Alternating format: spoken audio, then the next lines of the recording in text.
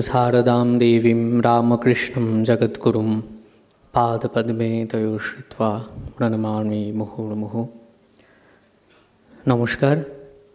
आज स्वामी वीरेश्वरानंदजी, स्वामी गम्भीरानंदजी এবং স্বামী নির্বাণানন্দজির স্মরণে আয়োজিত এই আলোচনা সভা।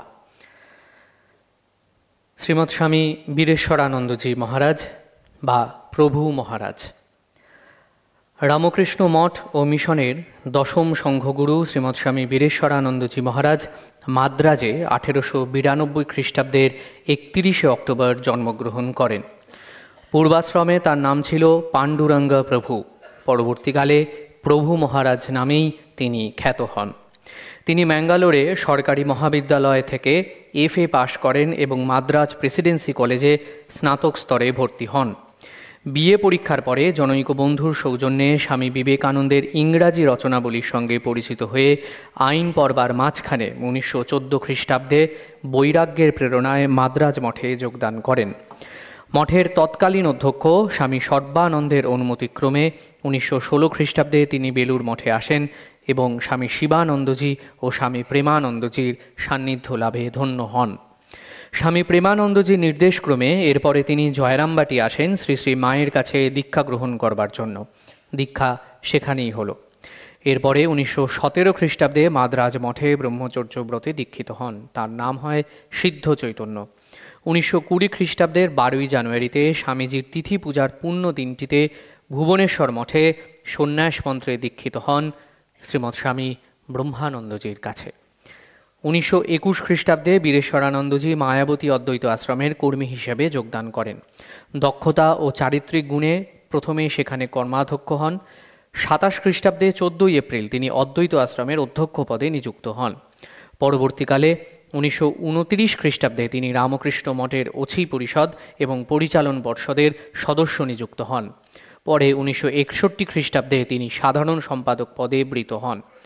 66 খ্রিস্টাব্দে সংঘাধ্যক্ষ অর্থাৎ সংঘগুরু হন শ্রীমৎ স্বামী বীরেশ্বরানন্দজি। বীরেশ্বরানন্দজি শাস্ত্রাদিতেও ছিলেন সুপণ্ডিত। রচনা করেছেন spiritual ideal for this present age, our duty towards motherland, ধর্ম ও ধর্মজীবন, ভগবান লাভের পথ সহ অনেক মূল্যবান গ্রন্থ। এসব ছাড়াও রয়েছে শঙ্করকৃত শারীরক ভাষ্যের ইংরাজি অনুবাদ। তাঁর ছিল অসাধারণ স্মৃতিশক্তি। মঠ মিশনের আদি পর্বের বহু ঘটনা, স্বামী বিবেকানন্দের অপূর্ব জীবনের নানা কথা তাঁর মাধ্যমেই প্রথম সর্বজনের গোচর হয়।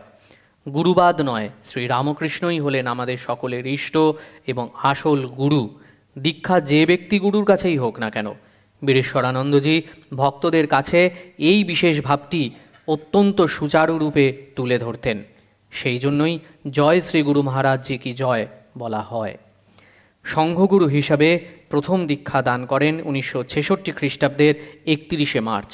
1985 খ্রিস্টাব্দের অসুস্থ শরীরে 9 ফেব্রুয়ারি 105 জনকে তিনি দীক্ষাদানে কৃতকৃত্য করেন। এই তার শেষ দীক্ষাদান। ওই বছরেই 13ই মার্চ বেলা 3:17 93 বৎসর বয়সে রামকৃষ্ণ লোকে তিনি যাত্রা করেন।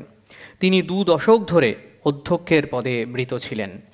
শ্রী তন্ময় গুহ সরকার ও শ্রীমতী প্রতিমা গুহ সরকার, শ্রীমতী রানী গাঙ্গুলি, শ্রী দীপক কুমার দাস, শ্রীমতী শিপ্রা দাস এবং আসানসোল নিবাসী শ্রীমতী কাকুলি দাস, শ্রীমতী মিতালি দাস, স্বর্গীয় নারায়ণচন্দ্র দাস ও স্বর্গীয়া চন্দনা দাস, এদের সকলের পৃষ্ঠপোষকতায় বীরেশ্বরানন্দজি এই স্মারক বক্তৃতাটি সুআয়োজিত।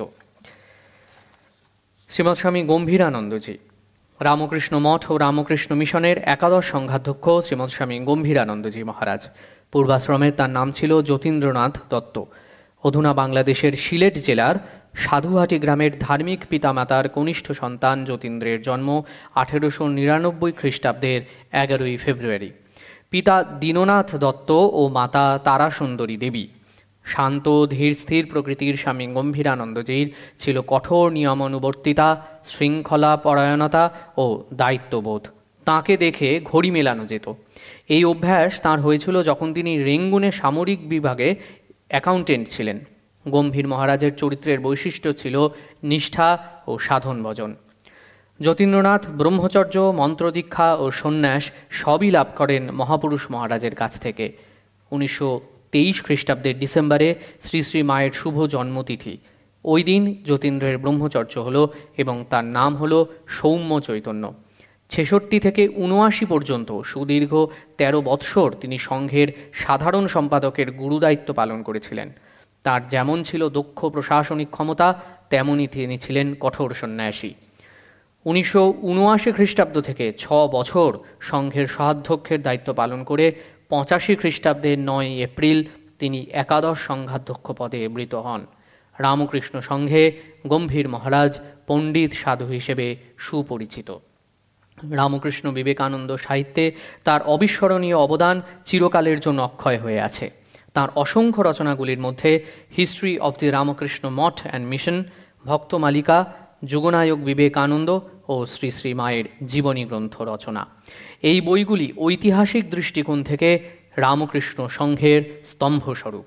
এছাড়াও Ramakrishna mission institute of culture থেকে প্রকাশিত কালচারাল হেরিটেজ অফ ইন্ডিয়ার 3য় খণ্ড ও স্বামী বিবেকানন্দের ইংরাজি রচনাবলীর 8টি খণ্ডের তিনি সম্পাদনা করেছেন। অন্যদিকে মহারাজ ছিলেন সুবক্তা। তাঁর লেখা শ্রী শ্রী মায়ের অনন্য সাধারণ জীবনীটি পড়ে বহু পাঠক তাকে প্রশ্ন করতেন, আপনি কি তাঁকে দর্শন করেছেন? কারণ মায়ের দর্শন ব্যতিরেকে এই বই রচনা অসম্ভব। প্রথম প্রথম মহারাজ উত্তর দিতেন, এই কাজ করে আমি খুব আনন্দ পেয়েছি, তৃপ্তি পেয়েছি। পরে বলতেন, আমি মাকে চর্মচক্ষে দেখিনি বটে, তাকে স্থূল শরীরে নিশ্চয়ই দর্শন করিনি। তারপর নিজের হৃদয়ে হাত দিয়ে বলতেন, এখানে তাকে দর্শন করেছি। 1988 খ্রিস্টাব্দের 27 ডিসেম্বর 89 বৎসর বয়সে তিনি শ্রী রামকৃষ্ণ চরণে চিরমিলিত হন। স্বর্গীয়া নমিতা ঘোষ সেনগুপ্ত, শ্রীমতী অরুণা চক্রবর্তী এবং শ্রী মৃণাল কান্তি চক্রবর্তীর পৃষ্ঠপোষকতায় এই স্মারক বক্তৃতাটি আয়োজিত। শ্রীমৎ স্বামী নির্বাণানন্দজি মহারাজ। শ্রীরামকৃষ্ণ সংঘে ঠাকুরের পার্ষদ সন্ন্যাসীদের পরেই যাদের সশ্রদ্ধ চিত্তে স্মরণ করা হয়, স্বামী নির্বাণানন্দজি তাঁদেরই অন্যতম। তাঁর জন্ম 1890 খ্রিস্টাব্দে অধুনা বাংলাদেশের পালং জেলার তুলাসার গ্রামে। পূর্বাশ্রমে তার নাম ছিল গিরীন্দ্র কুমার সেন, ডাকনাম ছিল সূর্য। পিতা কৃষ্ণকমল সেন, মা রেবতী দেবী। ছোটবেলা থেকেই সূর্য মহারাজের মধ্যে ছিল দেশপ্রেম, ধর্মভাব, ত্যাগ ও সেবার আদর্শ। 1912 খ্রিস্টাব্দে তিনি গৃহত্যাগ করে কাশীর অদ্বৈত আশ্রমে উপস্থিত হন। সেখানে স্বামী তুরীয়ানন্দজি তাঁকে কাশী সেবাশ্রমে রাজা মহারাজ অর্থাৎ স্বামী ব্রহ্মানন্দজির কাছে নিয়ে যান। মহারাজের অনুমতি নিয়ে তিনি সেবাশ্রমে ব্রহ্মচারী হিসাবে যোগদান করেন। কিছুদিনের মধ্যেই রাজা মহারাজ তাকে মন্ত্র দীক্ষা দেন। শ্রী শ্রীমা সেই সময় কাশীধামে। তাঁর পুণ্য দর্শনের মাধ্যমে সূর্য মহারাজের সাধু জীবনের শুভ সূচনা হল। 1914 খ্রিস্টাব্দে রাজা মহারাজ তাকে ব্রহ্মচর্য ব্রতে দীক্ষা দেন। নাম হয় ব্রহ্মচারী বিভু চৈতন্য। সেই বছরেই মহারাজ তাকে সন্ন্যাস দেন। নাম হয় স্বামী নির্বাণানন্দ। 1922 খ্রিস্টাব্দে মঠ কর্তৃপক্ষ তাকে ভুবনেশ্বর মঠে অধ্যক্ষের পদে নিযুক্ত করেন। প্রায় 4 বৎসরকাল তিনি এই মঠের অধ্যক্ষ ছিলেন। 1926 খ্রিস্টাব্দে সূর্য মহারাজকে বেলুর মঠের ম্যানেজারের পদে নিযুক্ত করা হয়। 1929 খ্রিস্টাব্দে তিনি রামকৃষ্ণ মঠের ট্রাস্টি এবং রামকৃষ্ণ মিশনের পরিচালক মণ্ডলীর সদস্য হন। 44 খ্রিস্টাব্দে তিনি মঠ ও মিশনের কোষাধ্যক্ষ হন। ত্রাণের কাজে স্বামী নির্বাণানন্দজির বিশেষ আগ্রহ এবং দক্ষতা ছিল। তিনি মেদিনীপুর, উত্তর বিহার, পশ্চিমবঙ্গ এবং উড়িষ্যাতে কয়েকটি বড় রিলিফের কাজ পরিচালনা করেন। 1956 খ্রিস্টাব্দে স্বামী নির্বাণানন্দজি স্বামী মাধবানন্দজির সঙ্গে 3 মাসের জন্য আমেরিকা, ইংল্যান্ড এবং ফ্রান্সের শাখা কেন্দ্রগুলি পরিদর্শন করেন। 1985 খ্রিস্টাব্দে মঠ মিশন কর্তৃপক্ষ স্বামী নির্বাণানন্দজিকে দীক্ষাদানের বিশেষ ক্ষমতা প্রদান করেন। এরপরে 66 খ্রিস্টাব্দে তিনি মঠ মিশনের সহ অধ্যক্ষের পদে অভিষিক্ত হন। 1984 খ্রিস্টাব্দে স্বামী নির্বাণানন্দজি মহারাজ ইহলোক ত্যাগ করে শ্রী রামকৃষ্ণের চরণে চিরকালের জন্য মিলিত হন। স্বামী নির্বাণানন্দজি স্মারক আলোচনা সভা শ্রীমতী জয়িতা লালের পৃষ্ঠপোষকতায় আয়োজিত। আজ পূজনীয় শ্রীমৎ স্বামী বীরেশ্বরানন্দজি, স্বামী গম্ভীরানন্দজি এবং স্বামী নির্বাণানন্দজির এই স্মারক আলোচনা চক্রে আলোচিত হবে শ্রী রামকৃষ্ণের ত্যাগী শিষ্যদের সম্পর্কে। স্বামী শিবদানন্দজি মহারাজ অর্থাৎ আমাদের গোলপার্কের সুখেন মহারাজ, তিনি আলোচনা করবেন স্বামী নিরঞ্জনানন্দজি সম্পর্কে। স্বামীজির পৈতৃক ভিটা ও কালচারাল সেন্টারের সহ সম্পাদক মহারাজ স্বামী জগদম্বানন্দজি আলোচনা করবেন স্বামী শুভদানন্দজি সম্পর্কে, এবং ব্রহ্মচারী কেদার চৈতন্যজি ভাইস প্রিন্সিপাল নরেন্দ্রপুর কলেজের, তিনি আলোচনা করবেন বিষয়ে স্বামী প্রেমানন্দজি। সমগ্র অনুষ্ঠানটিতে সভাপতিত্ব করছেন আমাদের ইনস্টিটিউটের পূজনীয় সম্পাদক স্বামী সুপর্ণানন্দজি মহারাজ।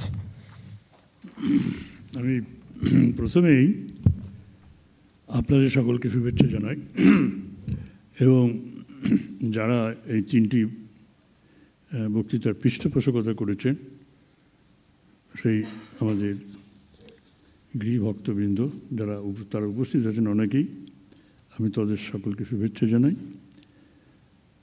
আর বক্তা হিসেবে আছেন স্বামী শিবদানন্দজি, স্বামী জগদম্বানন্দজি এবং ব্রহ্মচারী কেদার ও চৈতন্য মহারাজ, এদের সকলকে স্বাগত জানাই। আমি এখন ব্রহ্মচারী কেদার চৈতন্য মহারাজজিকে, যিনি রামকৃষ্ণ মিশন রেসিডেন্সিয়াল কলেজের ভাইস প্রিন্সিপাল, তাকে অনুরোধ করব তিনি প্রেমানন্দ সম্বন্ধে আমাদের 20 মিনিটের একটা আলোচনা এখানে উপস্থাপিত করবেন। বলে রাখি, উনি জার্মানি এবং সুইজারল্যান্ডে ওনার পোস্ট গ্র্যাজুয়েশনের পরে যে পিএইচডি সব আলোচনা করতে হয় সেটি ওখানে গিয়ে করেছেন, এবং ওখানকার স্বামীজিদের সাথে ওর খুব ঘনিষ্ঠ যোগাযোগ ছিল। ব্রহ্মচর্য জীবন শুরু হয় মাদ্রাজ মঠে, উনি মাদ্রাজ মঠে এসে জয়েন করেন। তারপর ট্রেনিং সেন্টারের পর আমাদের নরেন্দ্রপুর আশ্রমের কলেজে ভাইস প্রিন্সিপাল। মনে হবে আপনাদের যে ব্রহ্মচারী যখন, তখন কি আর বলবেন, কিন্তু এরা সব জাতসাপের মানে একেবারে আত্মীয়, পরমাত্মীয়, বুঝলেন। আপনারা সে শুনুন ব্রহ্মচারী ভাইটির কাছ থেকে প্রেমানন্দ প্রেম ও কথা।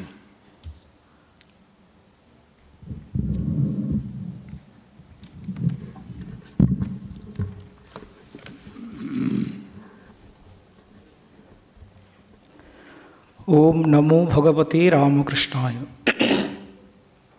শ্রী শ্রী ঠাকুর, শ্রী মা স্বামীজি এবং স্বামী প্রেমানন্দজির শ্রীচরণে প্রণাম নিবেদন করি। এখানে উপস্থিত আছেন আশ্রম সম্পাদক স্বামী সুপর্ণানন্দজি মহারাজ এবং অন্যান্য মহারাজগণ, তাদের চরণে প্রণাম নিবেদন করি, এবং উপস্থিত সত্রীমণ্ডলী তাদেরকে শ্রদ্ধা ও নমস্কার জ্ঞাপন করি। মহারাজ ঠিকই বলেছেন, এটা আমার প্রথম বক্তৃতা, এরকম বক্তৃতা তার অভ্যাস নেই, তাও চেষ্টা করব যথাযথ উপস্থাপনা করার। গীতাতে ভগবান বলছেন, ইয়দ্যদাচরতি শ্রেষ্ঠ তত্তদেবে তরোজনঃ সয়ৎ প্রমাণম কুরুতে লোকস্তৎ অনুবর্ততে। এর অর্থ হচ্ছে এই যে অবতার পুরুষ বা মহাপুরুষেরা তাদের জীবন দিয়ে যা করে যান, যা দেখিয়ে যান, সাধারণ মানুষের সেটাই সাধনার অঙ্গ হয়ে দাঁড়ায়।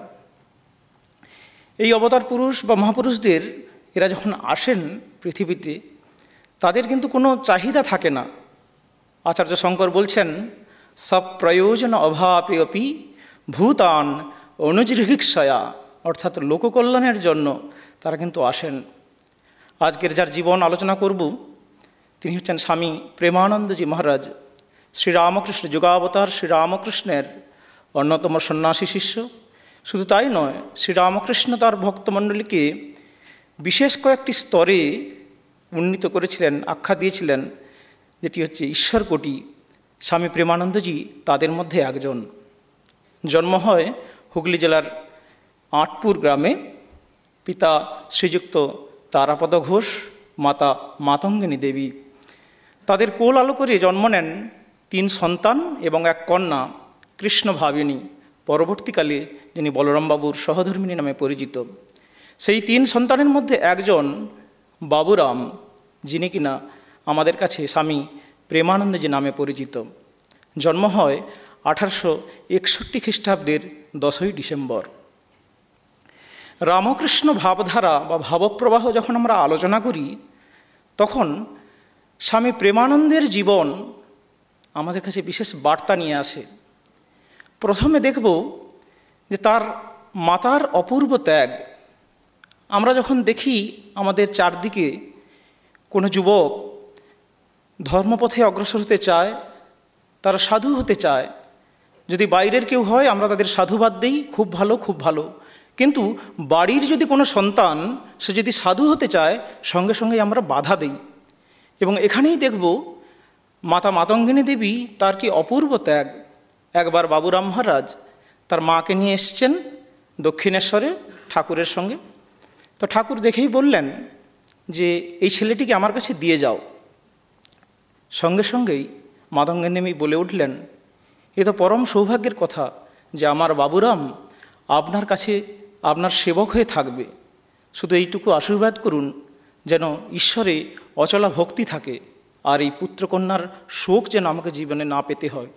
তো অদ্ভুত ত্যাগের যে দৃষ্টান্ত তিনি দেখিয়ে দিয়ে গেছেন, সেই পুত্র স্নেহের যে গণ্ডি সেটি পেরিয়ে কি করে আমরা পরবর্তীকালে দেখব বাবুরাম মহারাজ এবং তার কন্যা কৃষ্ণভাবিনী এবং তার পরিবার প্রত্যেকেই ছিল শ্রীরামকৃষ্ণে নিবেদিত প্রাণ। দ্বিতীয় যেটি, যে অবতার পুরুষ বা ভগবান যখন আসেন তাদের যে লীলাস্থল সেটি কিন্তু পরবর্তীকালে একটি তীর্থক্ষেত্রে পরিণত হয়। তবে এটি সত্যি দুর্ভাগ্যের যে শ্রীরামকৃষ্ণের যে 16 জন শিষ্য, সন্ন্যাসী শিষ্য, প্রত্যেকের যে লীলাস্থান সেখানে আমাদের আশ্রম গড়ে উঠতে পারেনি। কিন্তু আঁটপুর সত্যিই একটি তীর্থক্ষেত্রে পরিণত হয়েছে। শুধু তাই নয়, রামকৃষ্ণ সংঘের ইতিহাসে আঁটপুরের সেই ঘটনা আপনারা প্রত্যেকেই জানেন। ঠাকুরের মহাসমাধির পর নরেন এবং অন্যান্য যুবকেরা, ত্যাগী সন্তানেরা সেই আঁটপুরের 24শে ডিসেম্বরের রাত্রের সেই ঘটনা এবং তারপর থেকেই যে সন্ন্যাসের সূত্রপাত সেটা আমরা প্রত্যেকেই জানি। এখন দেখব যে প্রেমানন্দজি, যিনি প্রেমিক পুরুষ নামে পরিচিত রামকৃষ্ণ সংঘের ইতিহাসে, তার সেই প্রেমের কিছু নিদর্শন আমরা দেখব। তিনি একদিন দক্ষিণেশ্বরে ঠাকুরকে অন্যান্য ভক্তেরা যখন তাদের ভাব হচ্ছে ঠাকুরের স্পর্শে, ঠাকুরের কথা শুনে, একদিন ঠাকুরের কাছে অনুরোধ করলেন যে আমার যেন একটু ভাব হয়। ঠাকুর যতবারই বলছেন আমি কি করব মাই জানেন। তো যাই হোক, বারংবার অনুরোধের পর ঠাকুর বললেন যে বাবুরামের ভাব হবে না, বাবুরামের জ্ঞান হবে।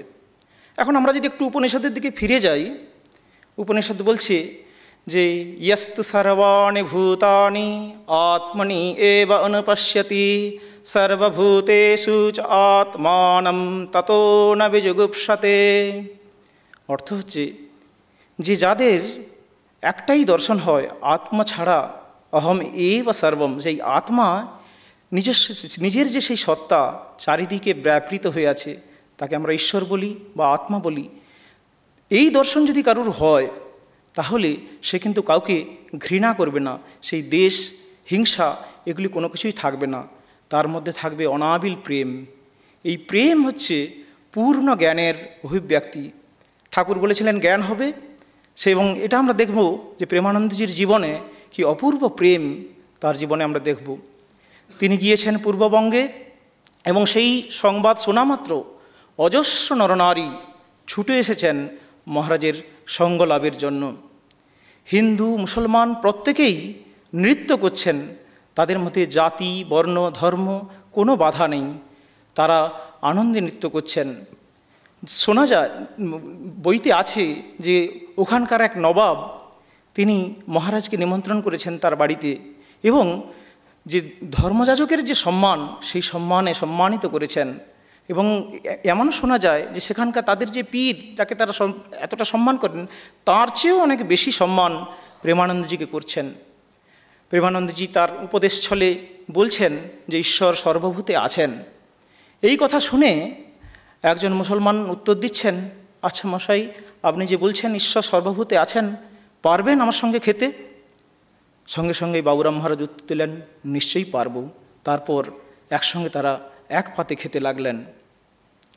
মহারাজ যখন মঠে আছেন, সাধু ব্রহ্মচারী যাদেরকে খুব ভালোবাসতেন, মাঝে মাঝে যাদেরকে যখন তিরস্কার করতেন, দেখা যেত পরক্ষণেই ছুটে চলেছেন তাদের দরজায়, টোকা দিচ্ছেন, এই দরজা খোল, দরজা খোল, তোরা কি আমার উপর রাগ করেছিস? এমন রাগ করিস নে। যেন মা যেমন ছেলেদের করে, বাবা খেয়ে নে খেয়ে নে, ঠিক সেই রকম দুধের বাটি সন্দেশ হাতে নিয়ে চলেছেন সেই ব্রহ্মচারী বা সাধু ভাইটির ঘরে। তো এই ছিল তার প্রেম। সমস্ত জাতি, সাধু, ব্রহ্মচারী, ভক্ত প্রত্যেককেই তার প্রেম বিলিয়ে দিয়েছেন সবার মধ্যে। একবার এরকম হচ্ছে, বেলুর মঠে ভক্তেরা প্রসাদ পাচ্ছেন। মহারাজ দূর থেকে লক্ষ্য করছেন কোনো এক জায়গায় এক ভক্ত বারবার বলছেন, আমাকে একটু খিচুড়ি দাও, খিচুড়ি দাও। তো মহারাজ সঙ্গে সঙ্গে ছুটে গিয়েছেন সেই যিনি পরিবেশন করছেন তার কাছে, জিজ্ঞাসা করছেন ব্যাপার কি না। তখন যিনি পরিবেশন করছিলেন উনি বললেন, মহারাজ এনাকে দেওয়া হচ্ছে, কিন্তু দেওয়ার পরে পরেই বলছেন আবার খিচুড়ি দাও। মহারাজ একটু থেমে বললেন, আমাদের পেটের গণ্ডির সঙ্গে যদি ওদের পেটের গণ্ডি তুলনা করো কি চলবে? না জানি কতদিন ওরা অভুক্ত আছে, ঠাকুরের কাছে যখন এসেছে পেট ভরে খেতে দাও, প্রসাদ দাও। এই কথা বলছেন আর চোখ দিয়ে ঠস ঠস ঠস ঠস করে জল পড়ছে, আর থাকতে পারলেন না, বেরিয়ে গেলেন। একবার মঠে আছেন, একজন ভক্ত স্মৃতিচারণা করছেন যে তারা মঠের বারান্দায় তারা শুয়ে আছেন, রাত 11টা, 11:30 হবে। মহারাজ বুঝতে পেরেছেন যে এত গভীর এই রাতে প্রচুর মশার উপদ্রব, নিশ্চয়ই ওরা ঘুমোতে পারবে না। সঙ্গে সঙ্গে ছুটে গিয়েছেন মশারি নিয়ে ভক্তটির কাছে, মশারি খাটিয়েছেন এবং তারপরেই পাখা দিয়ে বাতাস করছেন। ভক্তটি যে জানতে পারল, সঙ্গে সঙ্গেই মহারাজকে পা জড়িয়ে প্রণাম করতে লাগলো। তো মহারাজ বলছেন, আজকের আর কথা বলো না, এখন রাত হয়েছে, কাল সকালে কথা হবে। এই ছিল প্রত্যেকের জন্য ভাবনা, কারুর যেন কোনো কষ্ট না হয়। এই প্রসঙ্গে আচার্য জগদীশচন্দ্র বোস বলছেন যে সারা পৃথিবীতে ঘুরলাম, কিন্তু এমনটি কোথাও দেখলাম না যে এত প্রেম, এখানে এসো বসো খাও, এমনটি আর দেখলাম না। প্রেমে কি হয় না, প্রেমে অসাধু সাধু হয়, যিনি পাপী তিনি পবিত্র হয়ে যান, মানুষ হয়ে যান দেবতা, শুধুমাত্র এই প্রেমের সংস্পর্শে। একটি উদাহরণ দেব। কোনো এক যুবক নেশাগ্রস্ত হয়ে বিপথে চালিত হয়েছেন, পরিবার এবং আত্মীয়বর্গেরা যারা ছিলেন তারা তার উপর বীতশ্রদ্ধ, তারপর কথাও বলছে না। তো এই খবরটি যখন বাবুরাম মহারাজের কানে গেল, মহারাজ ছুটে গিয়েছেন ছেলেটির সঙ্গে পরিচয় করবার জন্য। তো বললেন ছেলেটিকে একদিন মঠে আসতে বললেন। তো ছেলেটি যথারীতি মঠে এলো, সারাদিন কথাবার্তা চলছে। সন্ধ্যার সময় ছেলেটি ফিরে যাচ্ছে বাড়ি, কিন্তু ফিরতে ফিরতে ভাবছে যে কেই সর্বত্যাগী সাধু, ইনার সঙ্গে তো আমার কোনো পরিচয় নেই, ইনি আমার কুঅভ্যাসের কথা কিছুই বলছেন না, আমার সঙ্গে যেখানে কথা বলতে নিজের মা বাবা পর্যন্ত কুণ্ঠাবোধ করে, ভালো করে কথা বলছেন না, সেখানে ইনি অকাতরে আমার সঙ্গে কথা বলে যাচ্ছেন, এবং আমি যে বিপথে চালিত হয়েছি সেটি সম্বন্ধে একবারও কিছু বলছেন না, শুধু উচ্চ আদর্শের কথা বলছেন। ছেলেটি পরবর্তীকালে তার স্বভাবের পরিবর্তন হলো, তিনি পরবর্তীকালে সঙ্গে যোগদান করলেন এবং এক বরণীয় সাধু হলেন। তো এই হচ্ছে প্রেমের নমুনা। এবার দেখব তার সেবার আদর্শ মহারাজ কীভাবে দেখিয়ে গেছেন তার জীবন দিয়ে। পুরাণে আছে, ইয়ে ইয়ে ভক্তজনা পার্থ নমে ভক্তাশ্চ তে জনা মদ্ভক্তা নাম চ ইয়ে ভক্তা তে মে ভক্ততমপ্রিয়া। অর্থাৎ যারা আমার ভক্ত, ভগবান বলছেন যারা আমার ভক্ত তারা কিন্তু প্রকৃত ভক্ত নয়, যারা আমার ভক্তের ভক্ত তারাই হচ্ছে প্রকৃত ভক্ত। আমরা বৈষ্ণব শাস্ত্রে পাই ভাগবত ভক্ত ভগবান, অর্থাৎ ভক্ত এই সাধনার অঙ্গে এক বিশেষ স্থান অধিকার করে আছে। ভক্তের যদি সেবা করা যায় তাহলে কিন্তু ভগবান তুষ্ট হন। পূর্বজনীয় বাবুরাম মহারাজ এই ভাবনা নিয়েই কিন্তু তার ভক্ত সেবা সারা জীবন ধরে দেখিয়ে গেছেন। প্রত্যেক দিন জপ ধ্যানের পর তিনি যখন মন্দির থেকে নামতেন বলতেন, আরে ভক্তরা কে কোথায় আছিস, তোরা চলে আয়, এইভাবে করতেন। আবার কখনো কখনো দেখা যায় গঙ্গার ধারে দাঁড়িয়ে চিৎকার করে দুবাহু তুলে চিৎকার করছেন, ভক্ত আজাও ভক্ত আজাও, এই করে চিৎকার করছেন। সত্যি সত্যি আমরা দেখতে পাই, রামকৃষ্ণ সংঘের ইতিহাস যদি আমরা একটু দেখি, বাবুরাম মহারাজ যতদিন মঠে ছিলেন প্রচুর ভক্তের সমাগম হতো মঠে, এবং কোনো ভক্ত প্রসাদ না পেয়ে তারা কিন্তু বাড়ি ফিরতে পারতেন না। এবং মহারাজের একটাই ধারণা ছিল যে তারা যখন কোনো ক্রমে ঠাকুরের কাছে যখন এসে পড়েছেন, নিশ্চয়ই তাদের ভিতর কিছু আছে। যখন কেউ জিজ্ঞাসা করতেন তো মহারাজ বলতেন যে দেখো, বাইরের মানুষ তারা কত দিকে যায়, রং তামাশা দেখতে যায়, আনন্দ ফুর্তি করতে যায়, ভক্তেরা কিন্তু তারা না করে তারা কিন্তু মঠে আসছেন। মঠে যখন এসছেন, ঠাকুরের প্রসাদ একটু ভক্ষণ করে যাক, ঠাকুরের কিছু কথা শুনে যাক। যখনই কোনো ভক্ত আসতেন তাদেরকে প্রসাদ দিতেন এবং কয়েকটি ঠাকুরের উপদেশ এবং বাণী তাদেরকে শুনিয়ে দিতেন। অর্থাৎ তাদের দৈহিক এবং মানসিক দুটো ক্ষুধাই কিন্তু তিনি নিবারণ করতেন। একবার এরকম হয়েছে যে রান্নার সময় ভক্তদের আসার কোনো সময় ছিল না, অসময়ে কোনো ভক্ত হয়তো উপস্থিত হয়েছেন। তো রান্নার দায়িত্বে যে সমস্ত সাধু বা ব্রহ্মচারী মহারাজরা থাকতেন তাদেরকে তিনি বিরক্ত করতেন না, কারণ তিনি জানতেন যে তারা সকাল থেকে অক্লান্ত পরিশ্রম করে চলেছে। তাদেরকে আর বিরক্ত না করে নিজেই ছুটে যেতেন রান্নাঘরে, ভক্তদের জন্য কিছু যেন করা যায়, তারা যেন অভুক্ত হয়ে না ফিরতে পারে। তো এই হচ্ছে মহারাজের ভক্ত সেবা। এবং তিনি বলতেন, জানতে অজান্তে ভ্রান্তে কেউ যদি সেই ঠাকুরের প্রসাদ গ্রহণ করে তার কল্যাণ হবেই হবে। এই একটি সুন্দর কথা আমরা মহারাজের জীবন থেকে পাই। আরেকবার দেখা যাচ্ছে, হঠাৎ সকালে রাস্তার দিকে, মন্দিরের যে রাস্তাটি আছে সেই রাস্তাটি তিনি ঝাড়ু দিচ্ছেন। হঠাৎ একজন ভক্ত জিজ্ঞাসা করছেন, মহারাজ এ আপনি কী করছেন, ঝাড়ু দিচ্ছেন?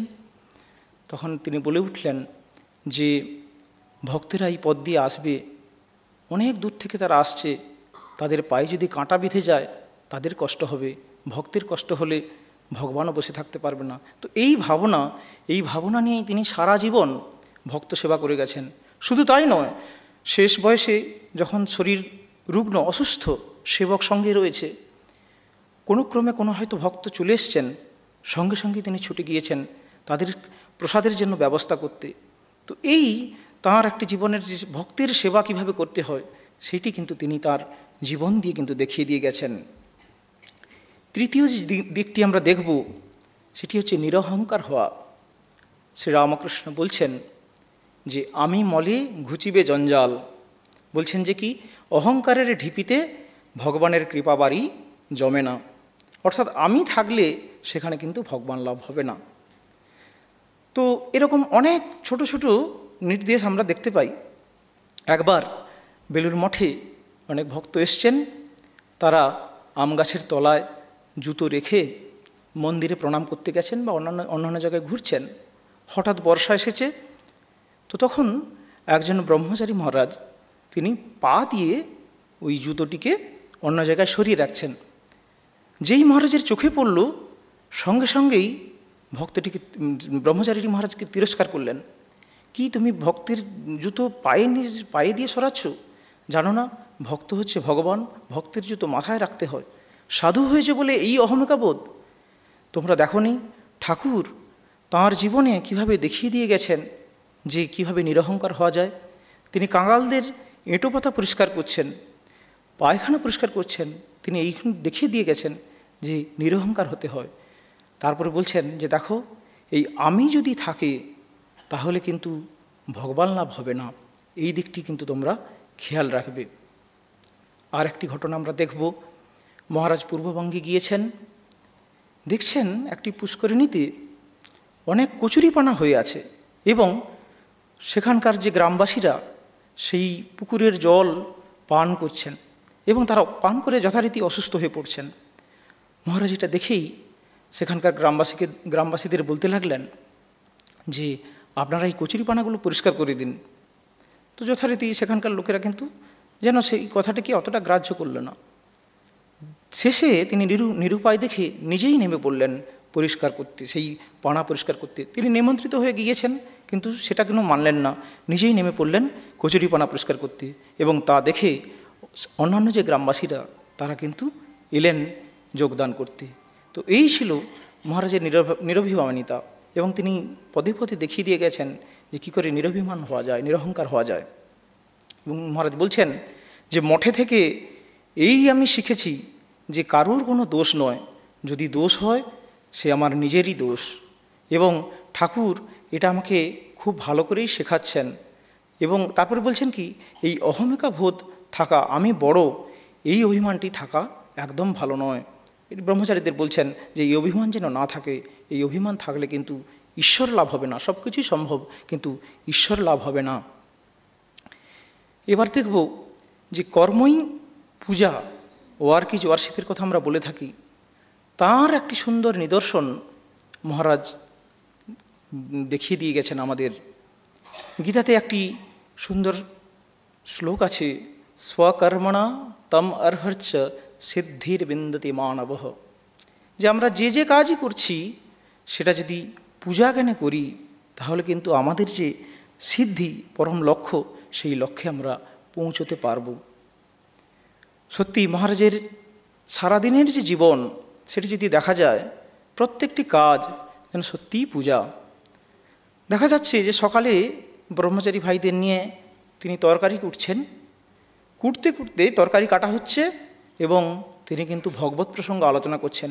উদ্দেশ্য একটাই, যে এই তরকারি কাটাটাও যে ঈশ্বর সেবা ছাড়া, ঈশ্বর পূজা ছাড়া আর কোনো কিছুই নয়। ব্রহ্মচারীদের মনে যেন এই ধারণা না হয় যে শুধুমাত্র মন্দিরে গিয়ে ফুল দিয়ে পুজো করলেই সেটিই একমাত্র পূজা। এই তরকারি কাটা এটা যেন একটি পূজা নয়, এইটি যাতে অনুভব না হয়, তিনি কিন্তু সর্বদাই কিন্তু ভগবত প্রসঙ্গ করে যাচ্ছেন। তারপর কোথাও যদি একটু ধুলা, সামান্য ধুলো পড়ে থাকে, তিনি সঙ্গে সঙ্গে পরিষ্কার করে দিতেন। উদ্দেশ্য একটাই, যে এই যে রাস্তা, এটি হচ্ছে ঠাকুরের রাস্তা, ঠাকুর এই রাস্তাতে চলাফেরা করেন। এই রাস্তা যদি পরিষ্কার না থাকে তাহলে ঠাকুরের পায়ে ধুলো লাগবে। তো এই হচ্ছে ভাব। আবার দেখা যাচ্ছে বাগানে কেউ যদি ফুল তুলে নিয়ে যায় নিজের বাড়িতে বা পুজো করছে, সঙ্গে সঙ্গে কিন্তু তিনি খুব বিরক্তি প্রকাশ করতেন। কারণ কি, এই বাগানটি হচ্ছে ঠাকুরের বাগান, এখানকার যে সৌন্দর্য, এর সৌন্দর্য যদি বিঘ্ন হয় তা যেন ঠাকুরকে অপমান করা হবে।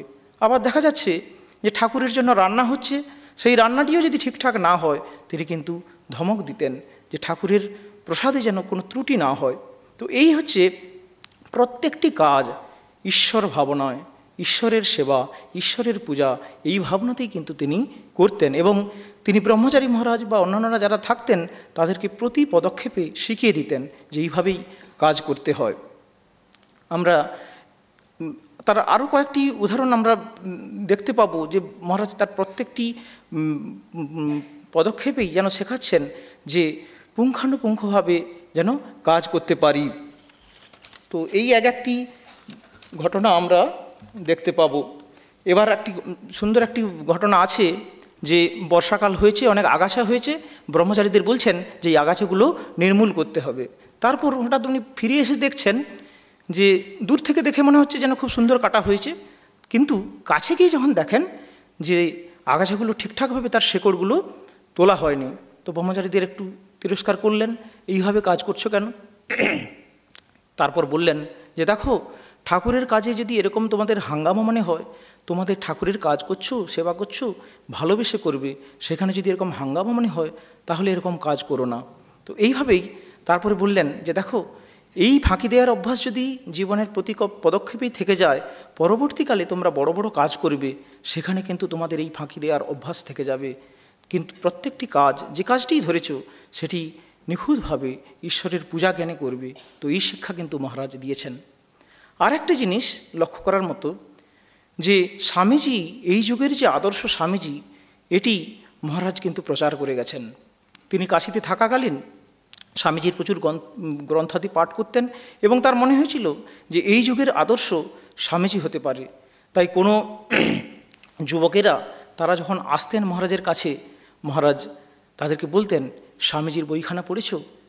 স্বামীজির বইগুলো ভালো করে পড়বে, সেখানে কর্ম, ধ্যান, জপ, ভক্তি, জ্ঞান, কর্ম সব কিছুই রয়েছে, সেগুলো যেন ভালোভাবে অধ্যয়ন করবে। তিনি বলতেন, আমি যখন যেখানেই যাব ঠাকুরকে বাইরে বসাবো না, প্রত্যেকের হৃদয়ে বসাবো। এবং বলতেন কি, যে ঠাকুর হচ্ছেন সূত্র এবং স্বামীজি হচ্ছেন তার ভাষ্য। তাই যারা যুবকরা যারা আসতেন তাদেরকে বলতেন যে স্বামীজিকে ভালো করে পড়ো, স্বামীজিকে যদি ভালো করে পড়তে পারলে তবেই কিন্তু ঠাকুরকে ভালোভাবে বোঝা যাবে।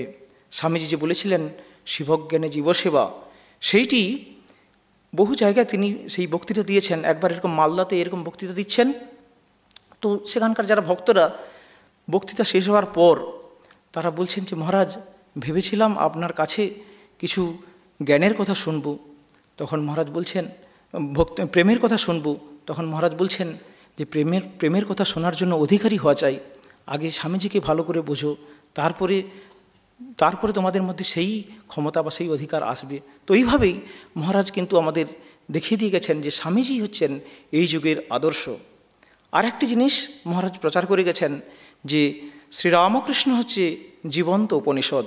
একবার এরকম হচ্ছে গঙ্গাধর মহারাজ বলছেন যে কাল থেকে এদেরকে একটু উপনিষদ পড়াবো। তো এইটি শুনে বাবুরাম মহারাজ বলছেন, কি আবার উপনিষদ পড়াবে?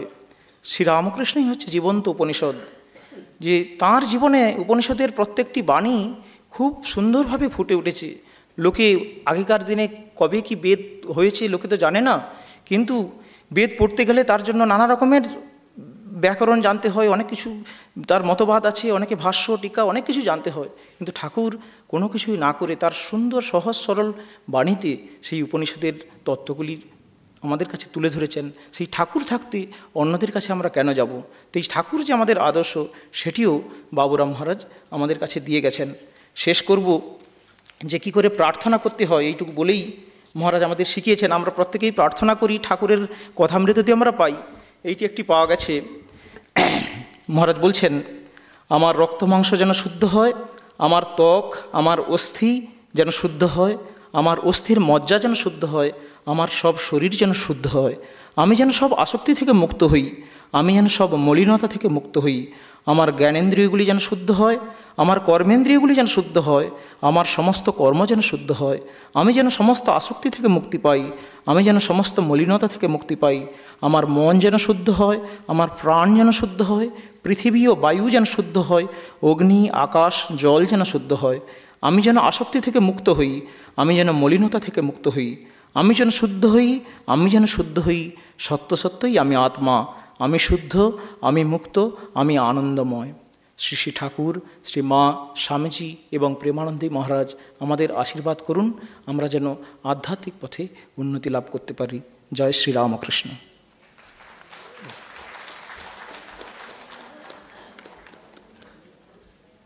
আমাদের আশঙ্কা নেই, কিন্তু আশা আছে। হ্যাঁ, তাই তো? আশঙ্কা দূর হয়েছে, আশা আরও ফলবতী হয়েছে। আমরাও প্রার্থনা করি, ভাই তোমার জ্ঞান হোক, তোমার ভাব হোক, সবই হোক, তার সঙ্গে আমাদেরও হোক। আলোচনাটি খুব সুন্দর হয়েছে, সর্বাঙ্গ সুন্দর। এরপর আমি জগদম্বানন্দজি, আমাদের স্বামী বিবেকানন্দের পৈতৃক বাটি এবং সংস্কৃতি কেন্দ্রের সহসম্পাদক স্বামী সুবোধানন্দ,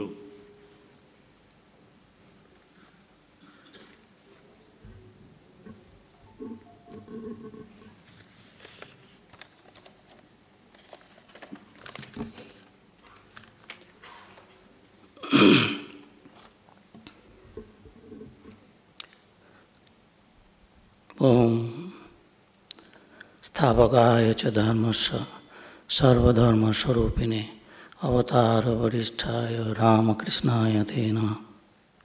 জননীং শারদাং দেবীং রামকৃষ্ণং জগদ্গুরুং পাদপদ্মে তয় শ্রিত্বা প্রণমামি মুহুর্মুহুঃ। পরতত্ত্বে সদালেন রামকৃষ্ণ সমাঙ্গয়া যো ধর্মস্থাপনরত বীরে সন্তং নমাম্যহম।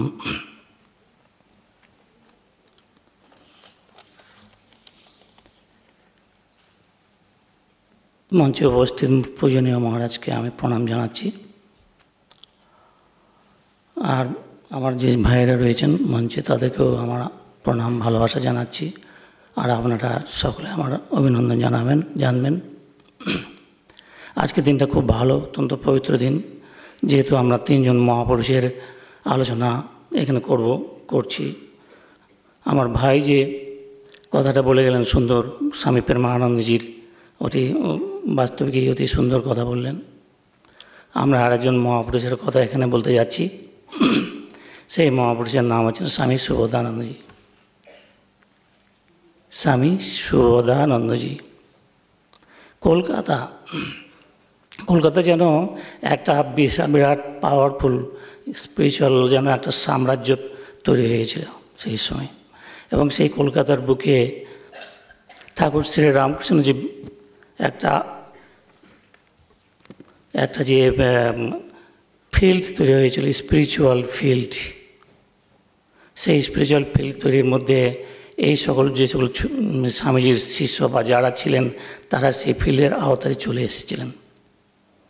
এবং ঠাকুর যে একটা নূতন লীলা করে শুরু করেছিলেন, এবং সেই লীলা শুরু করার জন্য তার সঙ্গে কিছু সাঙ্গপাঙ্গ এসেছিলেন, আসার দরকার ছিল।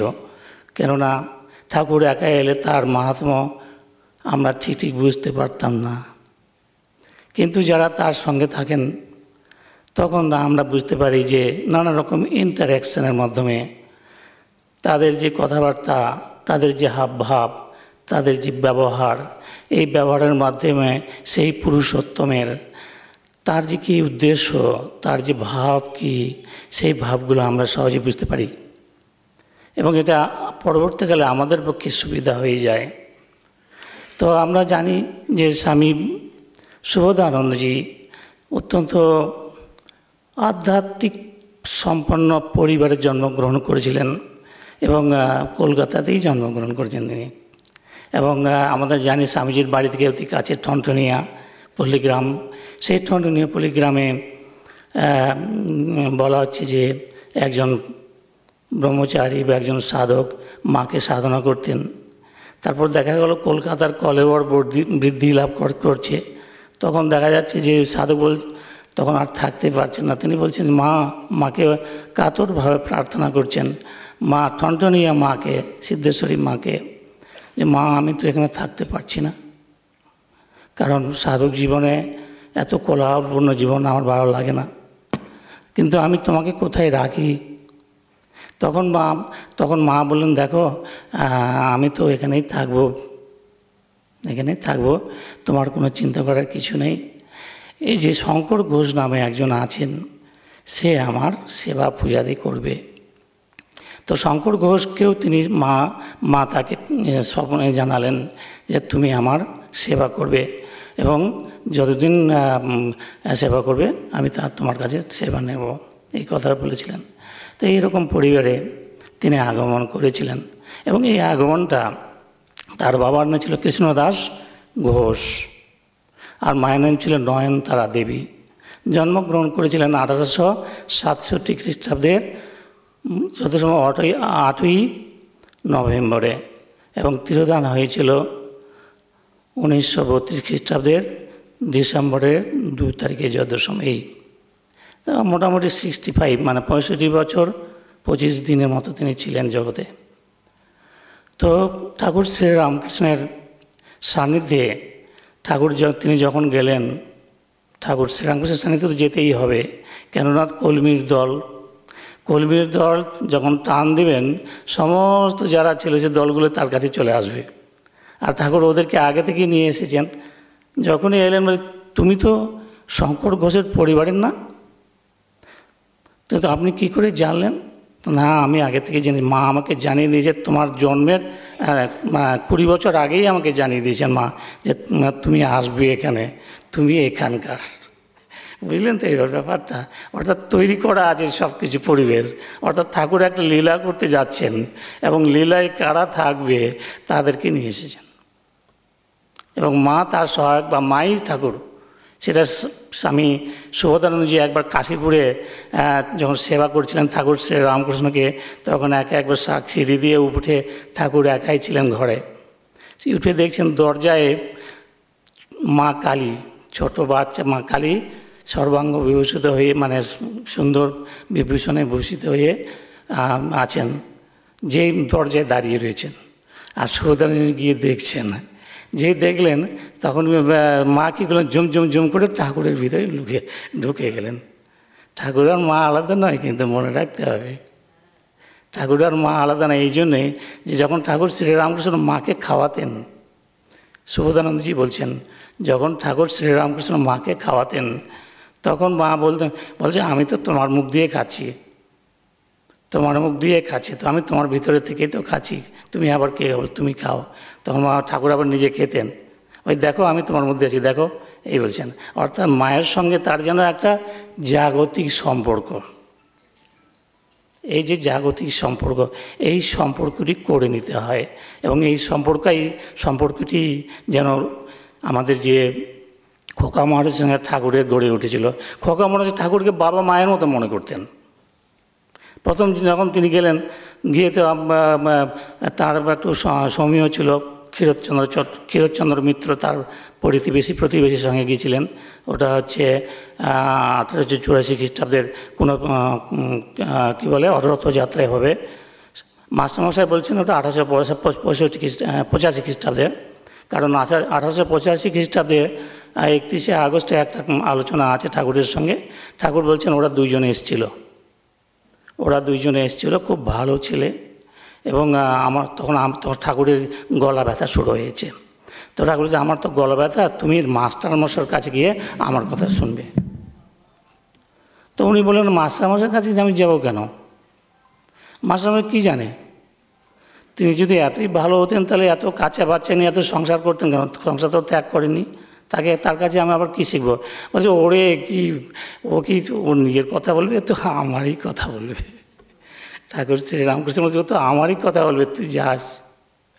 এবং এই কথাটি মাস্টারমশাইকে বলছেন, দেখে ওর ছেলেগুলো খুব ভালো, সেই জন্য তোমাকে বলেছি ছেলেরা যেন যায় তোমার কাছে যায়। এবার মাস্টারমশাই ধরে বসেছেন, চিঠি লিখছেন, সুবোধ তুমি এসো। তো কী আছে, ঠাকুরও বলেছে, সুবোধও বলেছে, সুবোধও মুশকিলে পড়ে গিয়ে বলছে আচ্ছা আপনার কাছে এলাম, ঠাকুর বলেছে, কিন্তু আপনি আমাকে কী শেখাবেন? কারণ আপনি তো গৃহস্থ একজন, যদি এতই শেখাতেন তাহলে আপনি তো সংসার ত্যাগ করতেন। তখন মাস্টারমশাই তাই তো আমি তো সমুদ্রের কাছে থাকি। অর্থাৎ ঠাকুর শ্রীরামকৃষ্ণ মহাসমুদ্র, তার কাছে থাকি, তার ধারে থাকি। বলছে সমুদ্রে কি বলছে, ঘটি বাটি নিয়ে নানা রকম পাত্র নিয়ে সমুদ্রের জল নিয়ে আসে, অনেকে নিয়ে এসে সেই সমুদ্রের জল নিয়ে এসে সেই জলই বিতরণ করে থাকে। আমার আর কি আছে, আমার তো কিছুই নেই। আমি শুধু ঠাকুরের যে এই ঘর থেকে যে কিছু নিয়ে আসি সেগুলোই একটু দিয়ে থাকি, আমার তো নিজস্ব কিছু নেই। আমি জানতাম যে আমি এতগুলো লেখাপড়া শিখেছি, মানে জগতের সমস্ত তত্ত্ব আমার কাছে রিভিল করে গেছে, কিন্তু এখন ঠাকুরের কাছে এসে দেখছি যে এগুলো সব, এই বিদ্যাগুলো সব অবিদ্যা। যে বিদ্যা দিয়ে ভগবান লাভ হয়, ব্রহ্মজ্ঞান লাভ হয়, সেই বিদ্যা দিয়ে, সেটাই হচ্ছে আসল বিদ্যা, বাকি সব অবিদ্যা। বাস্তবিকই তাই। এই জগতের বিদ্যাটাকে আমাদের শাস্ত্রে বলছে অপরা বিদ্যা। অর্থাৎ এই বিদ্যার সাহায্যে ভগবান লাভ হবে না, এই বিদ্যার সাহায্যে জাগতিক উন্নতি হবে, জাগতিক উন্নতি। কিন্তু এতে মানুষের শান্তি হবে না, কারণ বিষয়ে আশয় থাকলে বিষয়ে জড়িয়ে যেতে হয়, এবং বিষয়ে জড়িয়ে গেলে নানা রকম চিন্তাভাবনা আসে, তারপর নানাবিধ মনের সঙ্গে সংঘর্ষ হয়, এবং এই সংঘর্ষের ফলে নানা রকম বিষ উৎপন্ন হয়। জগতের এইটাই নিয়ম। তো এই বিষগুলো খাবে কে? এগুলোকে ধ্বংস কী করে করা যাবে? সেই জন্য পড়াবিদ্যার দরকার আছে। এই পড়াবিদ্যা, যেটা ঠাকুর শ্রীরামকৃষ্ণ পড়াবিদ্যা নিয়েই বেশি ছিলেন, কিন্তু অপরাবিদ্যার প্রতি তিনি একেবারেই যে ছিলেন, কী বলে, উদাসীন ছিলেন তা নয়। অপরাবিদ্যাকে পড়াবিদ্যায় কী করে পরিণত করতে হয় সেইটা তিনি ঠাকুর শিখিয়ে গিয়েছিলেন, শিবজ্ঞানে জীব সেবা। অর্থাৎ অপরাবিদ্যাকে পড়াবিদ্যায় পরিণত করা, এইটা হচ্ছে ঠাকুরের একটা বড় অবদান, ঠাকুর শ্রীরামকৃষ্ণের বড় অবদান। এবং এই যে অপরাবিদ্যা পড়াবিদ্যায় পরিণত করা, এটা আমরা মহারাজের জীবনেও পাবো। তো আমরা যে ঠাকুরের যে এই জিনিসগুলো পাচ্ছি, যে মাস্টারমশাই বলছেন যে আমি আর কি জানি, অর্থাৎ আমি কিছুই জানি না। তখন খোকা মহারাজ বুঝলেন যে মাস্টারমশাই কত বড় লোক, কত বিশাল মাপের লোক একটা। তখন খোকা মহারাজ বুঝলেন, তারপর যাতায়াত করছেন। ঠাকুর বলছেন একে নিরঞ্জন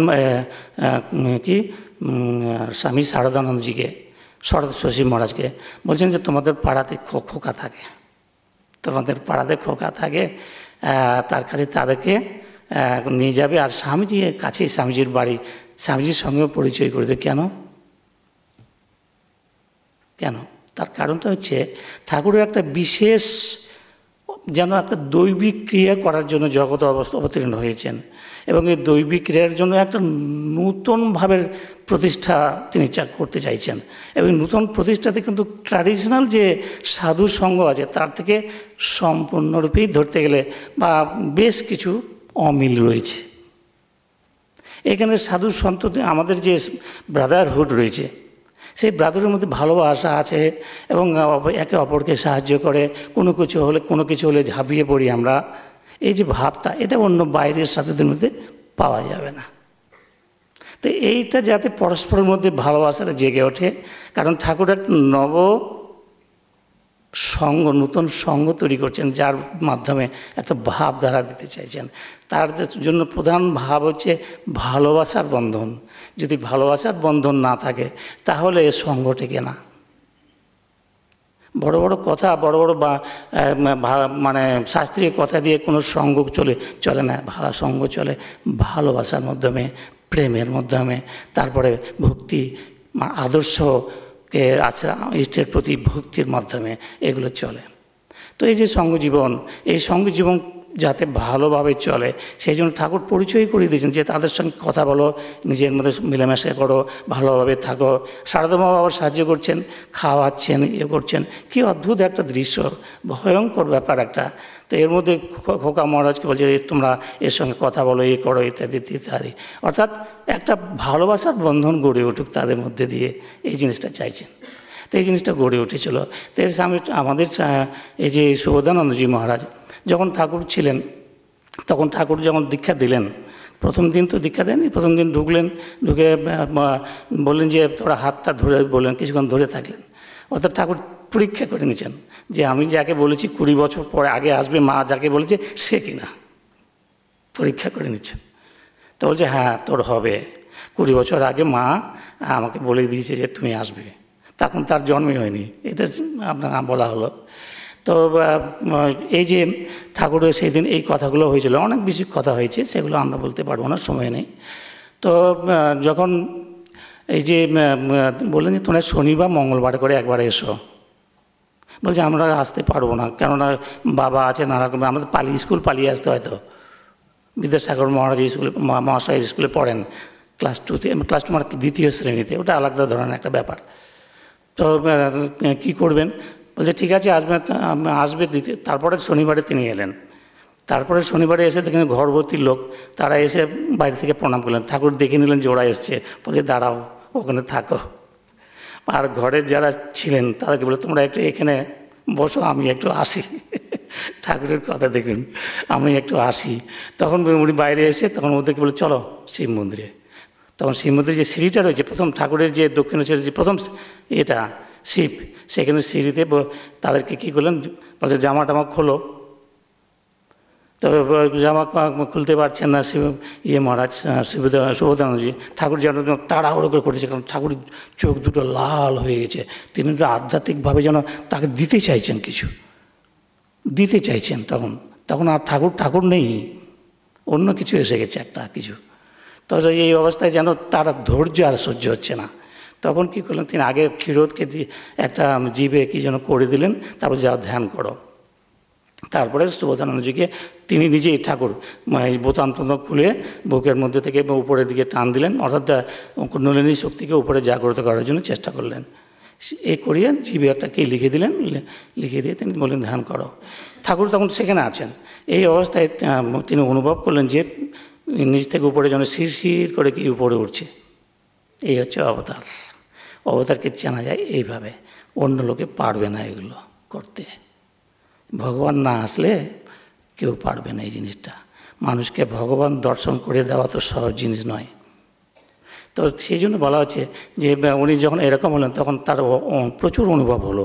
অনুভবগুলো তিনি নিজেই ব্যক্ত করেছেন এবং আমাদের কিছু বইও রয়েছে। আপনার বলছেন যে প্রথমে ঠাকুর দেখছেন, তারপর দেবদেবী দেখছেন, তারপরে দেবদেবীর পাড়ে যেন তিনি কোথায় চলে গেলেন। এটা আমাদের ঠাকুরের জীবনীতে সুবোধানন্দজির জীবনে রয়েছে। কিন্তু তার এই যে স্বামীজির শিষ্য শরৎচন্দ্র চক্রবর্তীর কাছে তিনি একটা গল্প বলেছিলেন এই বিষয়ে। শরৎচন্দ্র শিষ্য দুজনে বেড়াচ্ছিলেন, বেড়াতে গিয়ে দেখলেন যে সূর্য সুন্দরভাবে উঠেছে ভোরে। তখন বলছে শরৎচন্দ্র বলছে, মহারাজ দেখুন কি সুন্দর। বলছি এই সূর্য তুমি কি দেখছো? এরকম যেন এর থেকে অনন্ত গুণের সূর্য, কোটি কোটি সূর্য আমি অতিক্রম করেছি যখন ঠাকুর আমাকে প্রথম ছুঁয়ে দিলেন। এইসব জিনিস অতিক্রম করে তারপর দেখলাম মন্দাকিনী রিভার, নদী, সেখানকার জল মাথায় দিলাম। এগুলো অলৌকিক ব্যাপার এবং সত্য এই ঘটনা। যাদের এগুলো ঠাকুরও জীবনে সকলের অনেকের হয়েছে। তো এই যে মন্দাকিনী যে কথা দিলাম, তখন সেখানে বলছে, সেখানে যে দেবদেবীরা ছিলেন, দেবদেবীরা বলছে, আরে তুমি মানুষ হয়ে এখানে কী করে এলে? দেবদেবীরা কথা বলতে সেরকমভাবে কথা বলতে পারছিলেন না। মানুষ যে এরকমভাবে কী করে এলে? বলছে তোমরা যার কৃপায় দেবতা হয়েছ, বলছেন উনি সহজ সরল ছিলেন তো, তোমরা যার কৃপায় দেবতা হয়েছ, আমি তার সন্তান। তখন দেবতারা এসে হাসতে শুরু করলো, বলছেন দেবতারা হাসতে শুরু করলো। এই যে জিনিস খুব আনন্দময় অবস্থা, এটা তিনি বললেন। তারপর যখন ফিরে এলেন দেখলেন যে আর শরীরে ঢুকতে চাইছেন না। কেন না? বলছে ঠাকুর বলছে ঢোক, মানে ওইগুলো সব অতি জাগতিক স্তরে ঘটনাগুলো ঘটছে। এই যে আমাদের বাহ্য জগতে যে আমাদের শরীর মনগুলো, এগুলো তো সেন্সার মাত্র, ভিতরে আরেকজন বসে আছে, সেটা আলাদা। তো এই যে জিনিসটা, তখন ঠাকুর বলছে বস এর ভিতরে ঢোক। বলছে আমি ঢুকতে পারছি না, এর গন্ধ, দুর্গন্ধ একটা, শরীরটা একটা দুর্গন্ধ। তখন ঠাকুর জোর করে কি বলে ব্রহ্মরন্ধ্র দিয়ে তাকে ঢুকিয়ে দিলেন। বুঝতে পেরেছেন ব্যাপারগুলো? ব্রহ্মরন্ধ্র হচ্ছে ভগবান লাভের একটা রাস্তা। মানুষ ব্রহ্মরন্ধ্র দিয়ে গেলে সগুণ ব্রহ্মের তার উপলব্ধি হয়। আর যারা নির্গুণ ব্রহ্মের ব্রহ্মের অর্থাৎ জ্ঞানী, তাদের আর ওইসব পথে যাওয়া তাওয়া নেই, কিছু না। ইহৈব প্রবলীয়ন্তে, এখানেই সমস্ত নষ্ট হয়ে যায়। তস্য প্রাণা উৎক্রামন্তি, উৎপন্ন হয় না, এই কথা বলা আছে। এই যে ঠাকুরের যে অপূর্ব লীলা, এই লীলাগুলো আমাদের অনুধ্যানগম্য, এবং এই লীলাগুলো যে যখনই অনুধ্যান আমরা করব, তখন আমাদের কী হবে, ভিতরে একটা ভাব জাগবে এবং তাতে আমরা পবিত্র হব, এটা সেই জন্যই বলা হচ্ছে যে অবতার মহাপুরুষদের যে যখন আসেন তখন তারা কিন্তু জন্ম কর্ম চমে দিব্যম এবং যে ব্যক্তি তত্ত্বত তত্ত্বাদে এবং পুনর্জন্ম নৈতি মামেতি সৌর্যুন, এই কথা আছে। হে অর্জুন, যে জন্ম কর্ম কথা এই যে জানবে, ঠিকভাবে জানবে তত্ত্বত, তার আর পুনর্জন্ম হবে না। পুনর্জন্ম দরকার নেই। কেন না? এটা তো খোলস মাত্র, একটা খোলটা চলে যাবে মাত্র, আপনি তো ঠিকই আছেন, কোনো অসুবিধা নেই। এই জিনিসটা ভালো করে বোঝার জন্য এই মহারাজ, সুবোধ মহারাজ রাঁচিতে একটা ঘটনা ঘটেছিল। রাঁচিতে তখন অনেক বয়স্ক ছিল। আমরা যতটা পারি আলোচনা করে নিচ্ছি আর কি, আমরা তো আর অত তাত্ত্বিক আলোচনা করতে পারবো না। তো সুবোধ মহারাজ দীক্ষা দিয়েছিলেন। নাম হচ্ছে কুসুম বলে একজন মহিলা, তার স্বামী স্ত্রী ছিলেন, দীক্ষা দিয়েছিলেন এবং তিনি রাঁচিতে গিয়েছিলেন। তো দীক্ষা দেওয়ার পরে কুসুম ঠাকুরের সেবাটা ওনার খুব সেবা করতেন। প্রথমে সুবোধানন্দজি অত্যন্ত মানে মাতৃ জাতির প্রতি একটা ওনাকে এড়িয়ে চলতেন, কিন্তু যখন পরবর্তীকালে হলো তখন তিনি কিন্তু মাতৃজাতিকে একেবারে কাছে টেনে নিয়েছিলেন, একদম কাছে টেনে নিয়েছিলেন। কেন না? তিনি বুঝতে পেরেছিলেন মা আছে স্বয়ং দেবী, স্বয়ং ভগবতী, এই জিনিসটা। তো দীক্ষা দেওয়ার ব্যাপারে একটা ঘটনা আছে স্বামী সুবোধানন্দজি নিজে দীক্ষা দিতেন। বলছে আমি কিছু জানি না, ও দীক্ষা ওরা জানে, আমার রাখাল মহারাজ আছে, এই যে মহারাজারা রয়েছেন, আমি দীক্ষা দিতে পারবো না। মায়ের কানে গেছি কথাটি, সারদা মায়ের কানে। সারদা বলছে রাখা আগে কি সুবোধ কেন ইয়ে করছে না, দীক্ষা দিচ্ছে না? সুবোধ কেন দীক্ষা দিচ্ছে না? যতদিন ঠাকুরের সন্তানেরা আছে লুটে পুটে নিক, এই কথাটা বললেন সারদা মা, লুটে পুটে নিক, অর্থাৎ এরপরে আর এরকম পাবে না, এরপরে আর এরকম পাবে না। তো এই যে চাপরাজ দিয়ে দিলেন সারদা মা, স্বয়ং দেবী ভগবতী জননী, সে লুটে পুটে নিক। সেই লুটে পুটে নিক তখন সেই যে সুবোধানন্দজি তখন যখন শুনলেন এই কথাটি, তখন মায়ের কাছে গেলেন। মায়ের কাছে বলছে মহারাজ মা দীক্ষা কী করে দেবো? তখন মা বলছে দেখো বাবা ছেলে, হ্যাঁ আচ্ছা, তখন মা বলছেন যে হ্যাঁ, তখন মা বলছেন যে বালকের মতো কথা, ঠাকুরের নাম দিবে, এই কথাটা বলেছেন।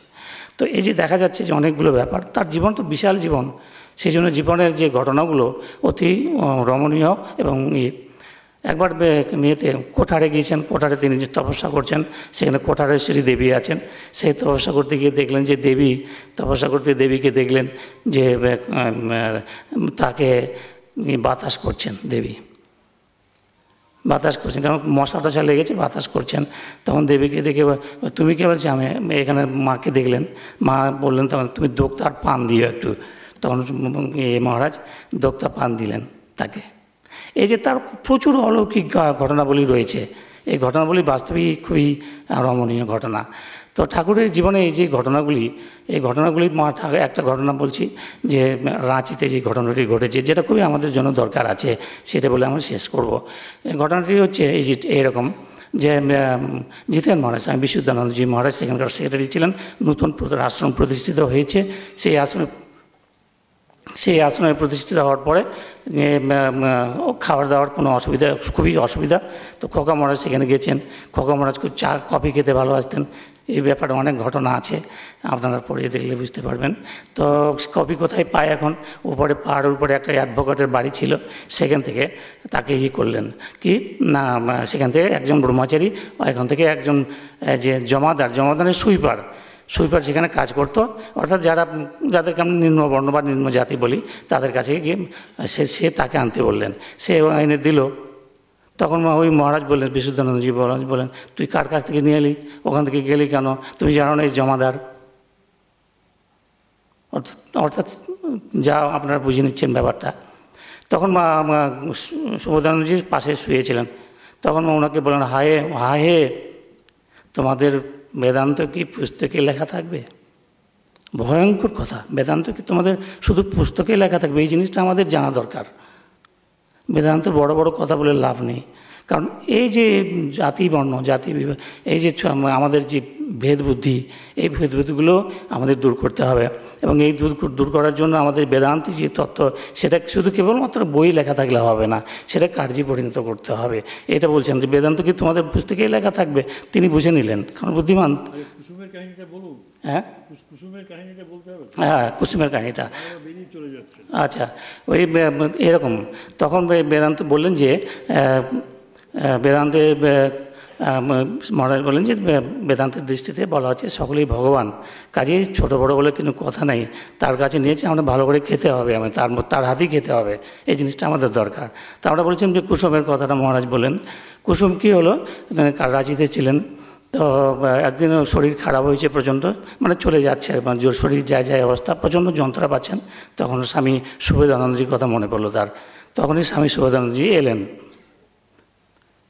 সুবোধানন্দজি তখন বেলুড় মঠে ছিলেন। সুবোধানন্দজি এসে তার হাত ধরে নিয়ে চলেন, চলি। তখন চলো। তখন ওই মহিলা কুসুম, তিনি হাত ধরে নিয়ে যাচ্ছিলেন। পাশে ব্রজেন্দ্রনাথ কেউ না একটা নাম আছে, ভক্ত, ঠাকুরের ভক্ত, ওদের বাড়িতে প্রায় যেতেন সুবোধানন্দজি। তারা দেখছেন যে কে যেন সুবোধানন্দজি ওই মহিলাকে নিয়ে চলে যাচ্ছেন হাঁটতে হাঁটতে। তারা অবাক হয়ে গেলেন, আরে উনি আমাদের বাড়ি না হয়ে সরাসরি কেন চলে যাচ্ছেন? তখন এভাবে চলে যান। তার স্ত্রীকে ডাকলেন। স্ত্রীও দেখলেন যে বাস্তবিক তো তাই ঘটনাটি। তখন তিনি চলে গেলেন আর কি। তখন ওই দম্পতি মহারাজকে বললেন, মহারাজ আপনি কি এই রাত্রে এরকমভাবে গিয়েছিলেন? বলছে না, ব্যাপারটা ঠিক বুঝতে পারছি না, পরে যদি কখনো রিভিল হয় বলা হবে। তো ঠাকুর স্বামী সুভদ্রাজি একবার কাশিতে গিয়েছিলেন। কাশিতে ওনার শরীর খারাপ হয়, খুব। তো শরীর খারাপ হওয়ার পরে কেউ দেখাশোনার কেউ ছিল না, তা হঠাৎ করে কুসুমের কথা মনে পড়ল। তখন কুসুম এসে হাজির, ছোট বালিকা বেশে এসে হাজির, বলছি তুমি কি? আমি তুমি কুসুম, তুমি এলে কেন? তুমি আমাকে যদি ডাকলে। তখন তিনি এই প্রশ্নটা ইয়ে করলেন, আচ্ছা তুমি যখন শরীর চলে যায় তখন তোমার কি ঘটনা ঘটেছিল জানতে বলো তো। তখন বলছে আমার যখন খুব যন্ত্রণা হচ্ছিল তখন থাকতে পারছিলাম না, তখন আপনি এলেন, আপনার কথা স্মরণ করেছিলাম, আপনি এলেন, আপনাকে হাত ধরে নিয়ে চললেন আমাকে। আমি চললাম, তারপর আপনার সঙ্গে সঙ্গে চললাম। তারপর কিছু দূর গিয়ে দেখলাম যে কেউ বলছে যে আপনি সুবোধানন্দিনী নন। তা সুবোধানন্দ কে তাহলে? বলছে আমি তোমার ইষ্ট শ্রী ঠাকুর শ্রী রামকৃষ্ণদেব। বলছে তাই যদি হয় তাহলে তোমার রূপটা একবার দেখাও। তখন ঠাকুর রূপটা দেখালেন আর কি। ঠাকুর এইভাবে দেখিয়ে দিলেন। দেখানোর পর তিনি চলে গেলেন। এই কথাটি সুবোধানন্দজিকে বললেন তিনি, যে ঘটনাটি এই ঘটেছিল। অর্থাৎ দেখা যাচ্ছে যে গুরুকে সবথেকে ভালোবাসছেন তিনি।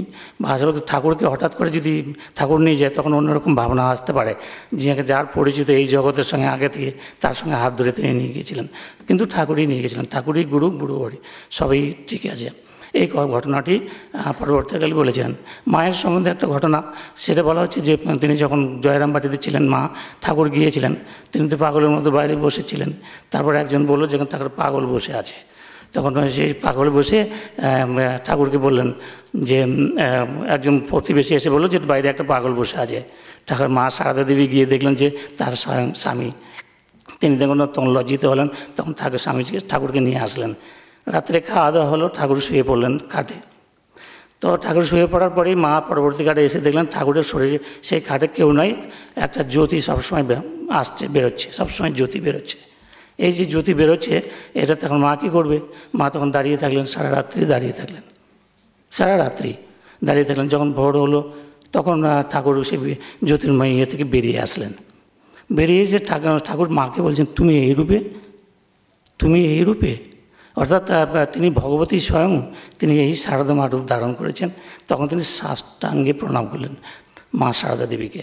ঠাকুর শ্রীরামকৃষ্ণ এরকম সম্পর্ক ছিল মায়ের সঙ্গে ঠাকুরের।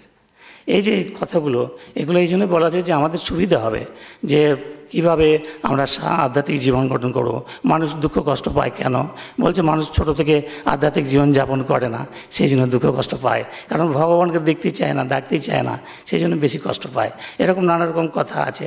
তো আজকে এই শুভ দিনে আমাদের যে একটা সুন্দর আবহাওয়া সৃষ্টি হয়েছে, সেখানে আপনাদের সকলকে ধন্যবাদ জানিয়ে আমাকে নিয়ে আমি বিরাম নিচ্ছি। ধন্যবাদ, নমস্কার। ওম শান্তি শান্তি, হরি ওম তৎসৎ। শ্রীরামকৃষ্ণায় প্রণমস্তু।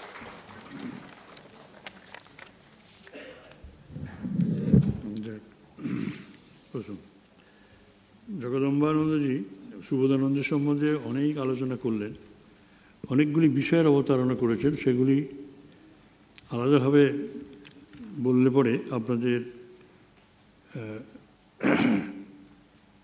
চিত্ত এবং মন দুটোই আরও প্রসন্ন হতো, কিন্তু সময়ের অভাব। যাই হোক, আমি তাকেও ধন্যবাদ জানাই। এখন স্বামী শিবোধানন্দজিকে আমি আহ্বান করছি নিরঞ্জনানন্দ সম্বন্ধে 20 মিনিটের একটা বক্তৃতা রাখুন।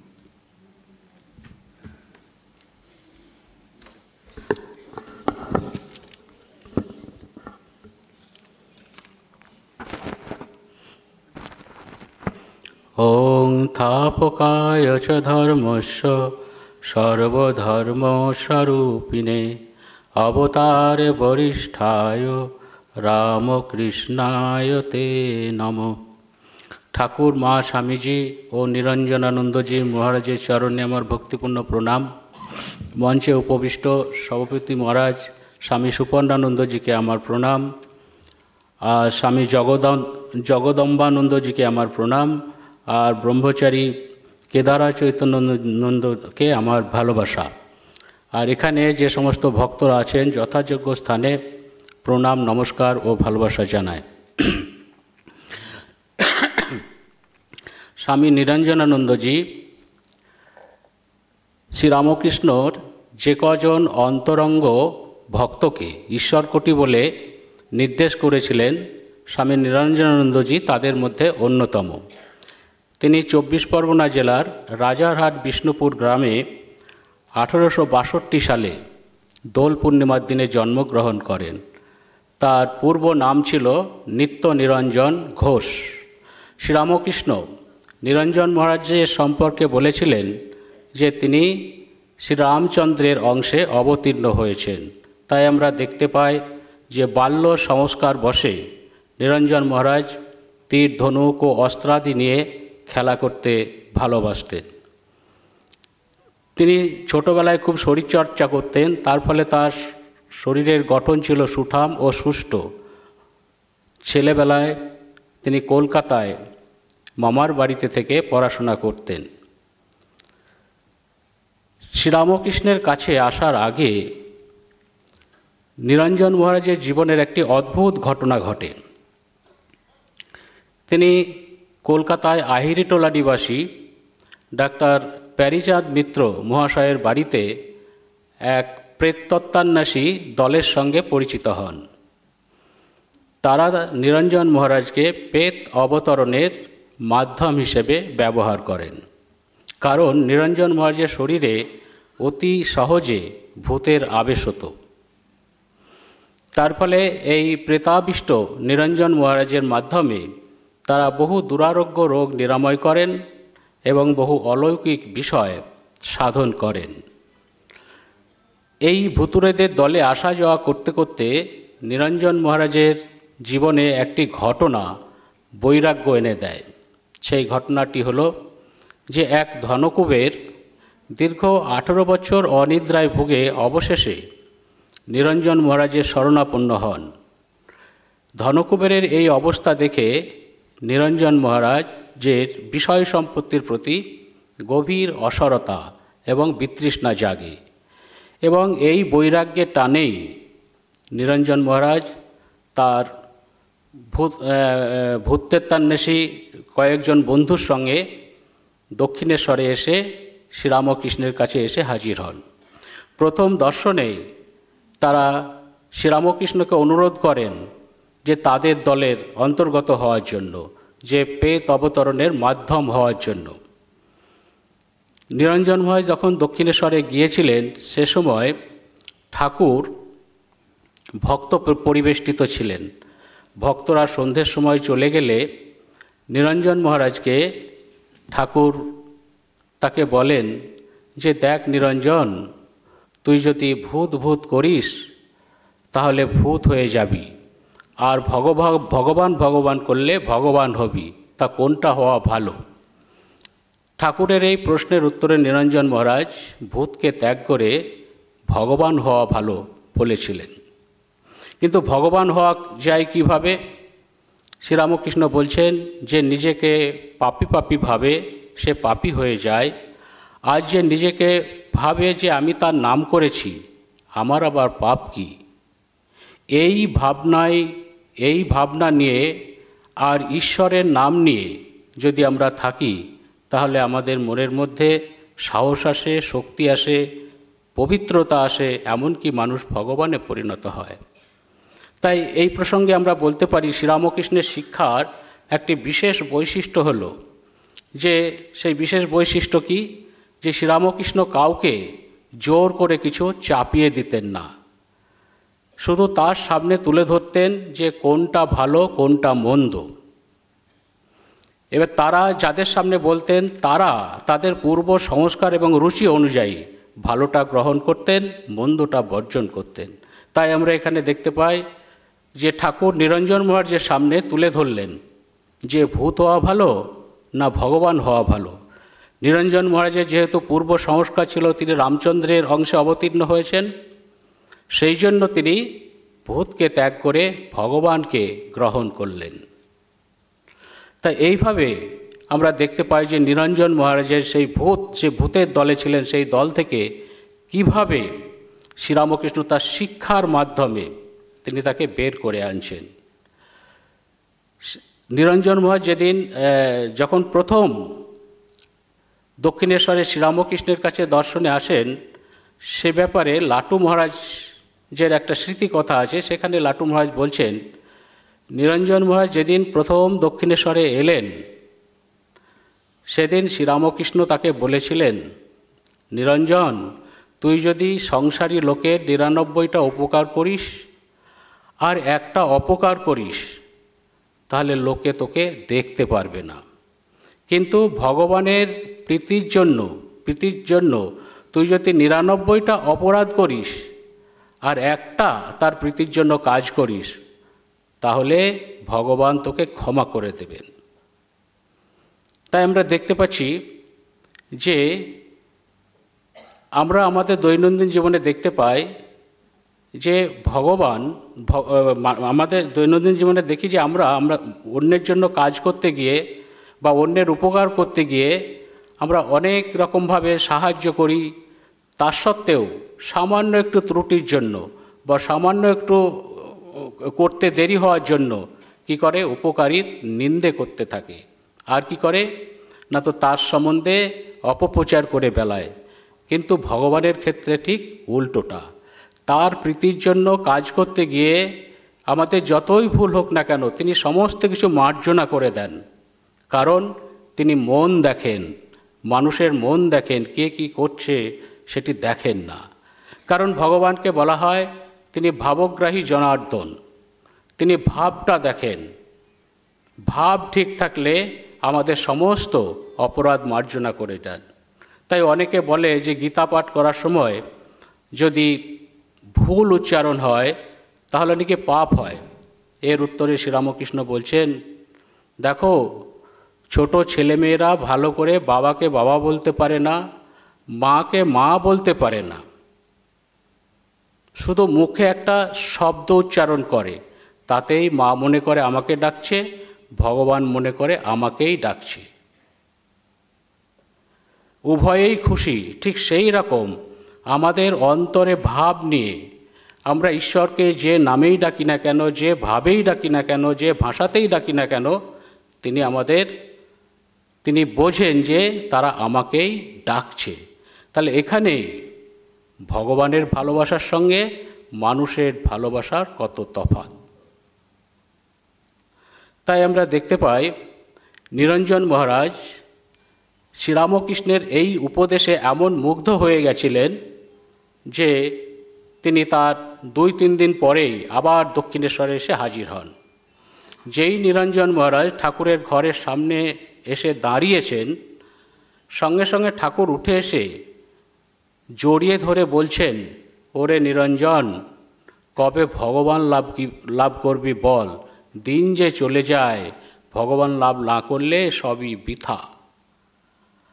কবে ভগবান লাভ করবি বল, দিন যে চলে যায়, এই বলে তিনি আরতি জানাচ্ছেন। তিনি বলছেন, এই ভেবে আমি আকুল। তাই নিরঞ্জন মহারাজ ঠাকুরের এই কথা শুনে অবাক হয়ে গেলেন। তিনি ভাবছেন, ইনি কে যে আমার ভগবান লাভ হচ্ছে না বলে ইনার এত কষ্ট, দিন চলে যাচ্ছে বলে এত কষ্ট, ইনি কে? এটা কি অহৈতুকী ভালোবাসা?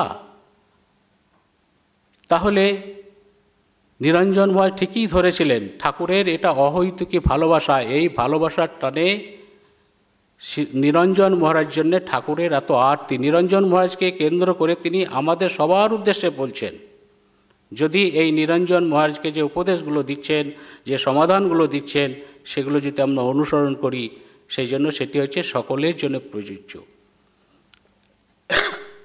তাহলে আমরা এখানে একটা বিচার করতে পারি বা প্রশ্ন করতে পারি যে শ্রীরামকৃষ্ণের এত আরতি কেন নিরঞ্জনের জন্য? কারণ প্রথম দর্শনে নিরঞ্জন ভগবানকে স্বীকার করেছিলেন, ভগবান লাভ হওয়া ভালো বলেছিলেন। তাহলে মুখে ভগবান লাভ হওয়া ভালো বললে হবে না, তার জন্যে করে দেখাতে হবে, যাতে তারা তার উপদেশ মানে শ্রীরামকৃষ্ণের উপদেশকে অনুসরণ করে সঠিক পথে অগ্রসর হয়। সেই জন্য শ্রীরামকৃষ্ণ বারবার তাদের বুঝাতেন। শুধু বুঝাতেন তাই নয়, তিনি ভালোবাসা দেখাতেন। তিনি শুধু উপদেশ দিয়ে ছেড়ে দিতেন না। এখানেই হচ্ছেন যে মহান শিক্ষকের পার্থক্য। অনেকে শুধু উপদেশ দিয়ে ছেড়ে দেয়, তারা করলো না করলো আমার কিছু যায় আসে না। কিন্তু শ্রীরামকৃষ্ণ একজন মহান শিক্ষক, তিনি উপদেশ দিচ্ছেন, সেই সঙ্গে সঙ্গে সেই উপদেশগুলো তারা জীবনে পালন করছে কিনা তার জন্য শ্রীরামকৃষ্ণের কি আকুতি তাদের জন্য। তাই আমরা দেখতে পাই যে নিরঞ্জন মহারাজ যেমন শ্রীরামকৃষ্ণের এই ভালোবাসায় মুগ্ধ হয়েছিলেন এবং শ্রীরামকৃষ্ণ নিরঞ্জন মহারাজের সরলতায় মুগ্ধ হয়েছিলেন। যেমন আমরা কোনো একটা নতুন বস্তু কিনলে আমরা সকলকে ডেকে ডেকে দেখাই এবং আনন্দ করি, যেন এরকম বস্তু কেউ কোনো দিন দেখেনি। ঠিক শ্রীরামকৃষ্ণ সেই রকম করছেন যে নিরঞ্জন মহারাজের মধ্যে এমন একটা অমূল্য সম্পদ তিনি খুঁজে পেলেন, সেই সম্পদটি তিনি সকলকে ডেকে ডেকে দেখাচ্ছেন। কি সেই সম্পদ? সেই সম্পদটি হচ্ছে নিরঞ্জনের সরলতা। তাই একবার মাস্টারমশাইকে সামনে পেয়ে শ্রীরামকৃষ্ণ জিজ্ঞাসা করছেন যে, আচ্ছা মাস্টার, নিরঞ্জনকে তোমার কেমন মনে হয়? শ্রীরামকৃষ্ণের এই প্রশ্নের উত্তরে মাস্টারমশাই বলছেন, আগে বেশ চেহারা। কারণ ওই যে বললাম, তার শরীরে ভূত নামতো, তিনি বাল্যে শরীরচর্চা করতেন, হৃষ্টপুষ্ট শরীর। আপনারা যারা নিরঞ্জন মহারাজের ছবি দেখেছেন তারা জানেন। তা সেই রকম মাস্টারমশাই বলছেন যে হ্যাঁ, বেশ চেহারা। শ্রীরামকৃষ্ণ বলছেন, না, শুধু বেশ চেহারা নয়, সরল।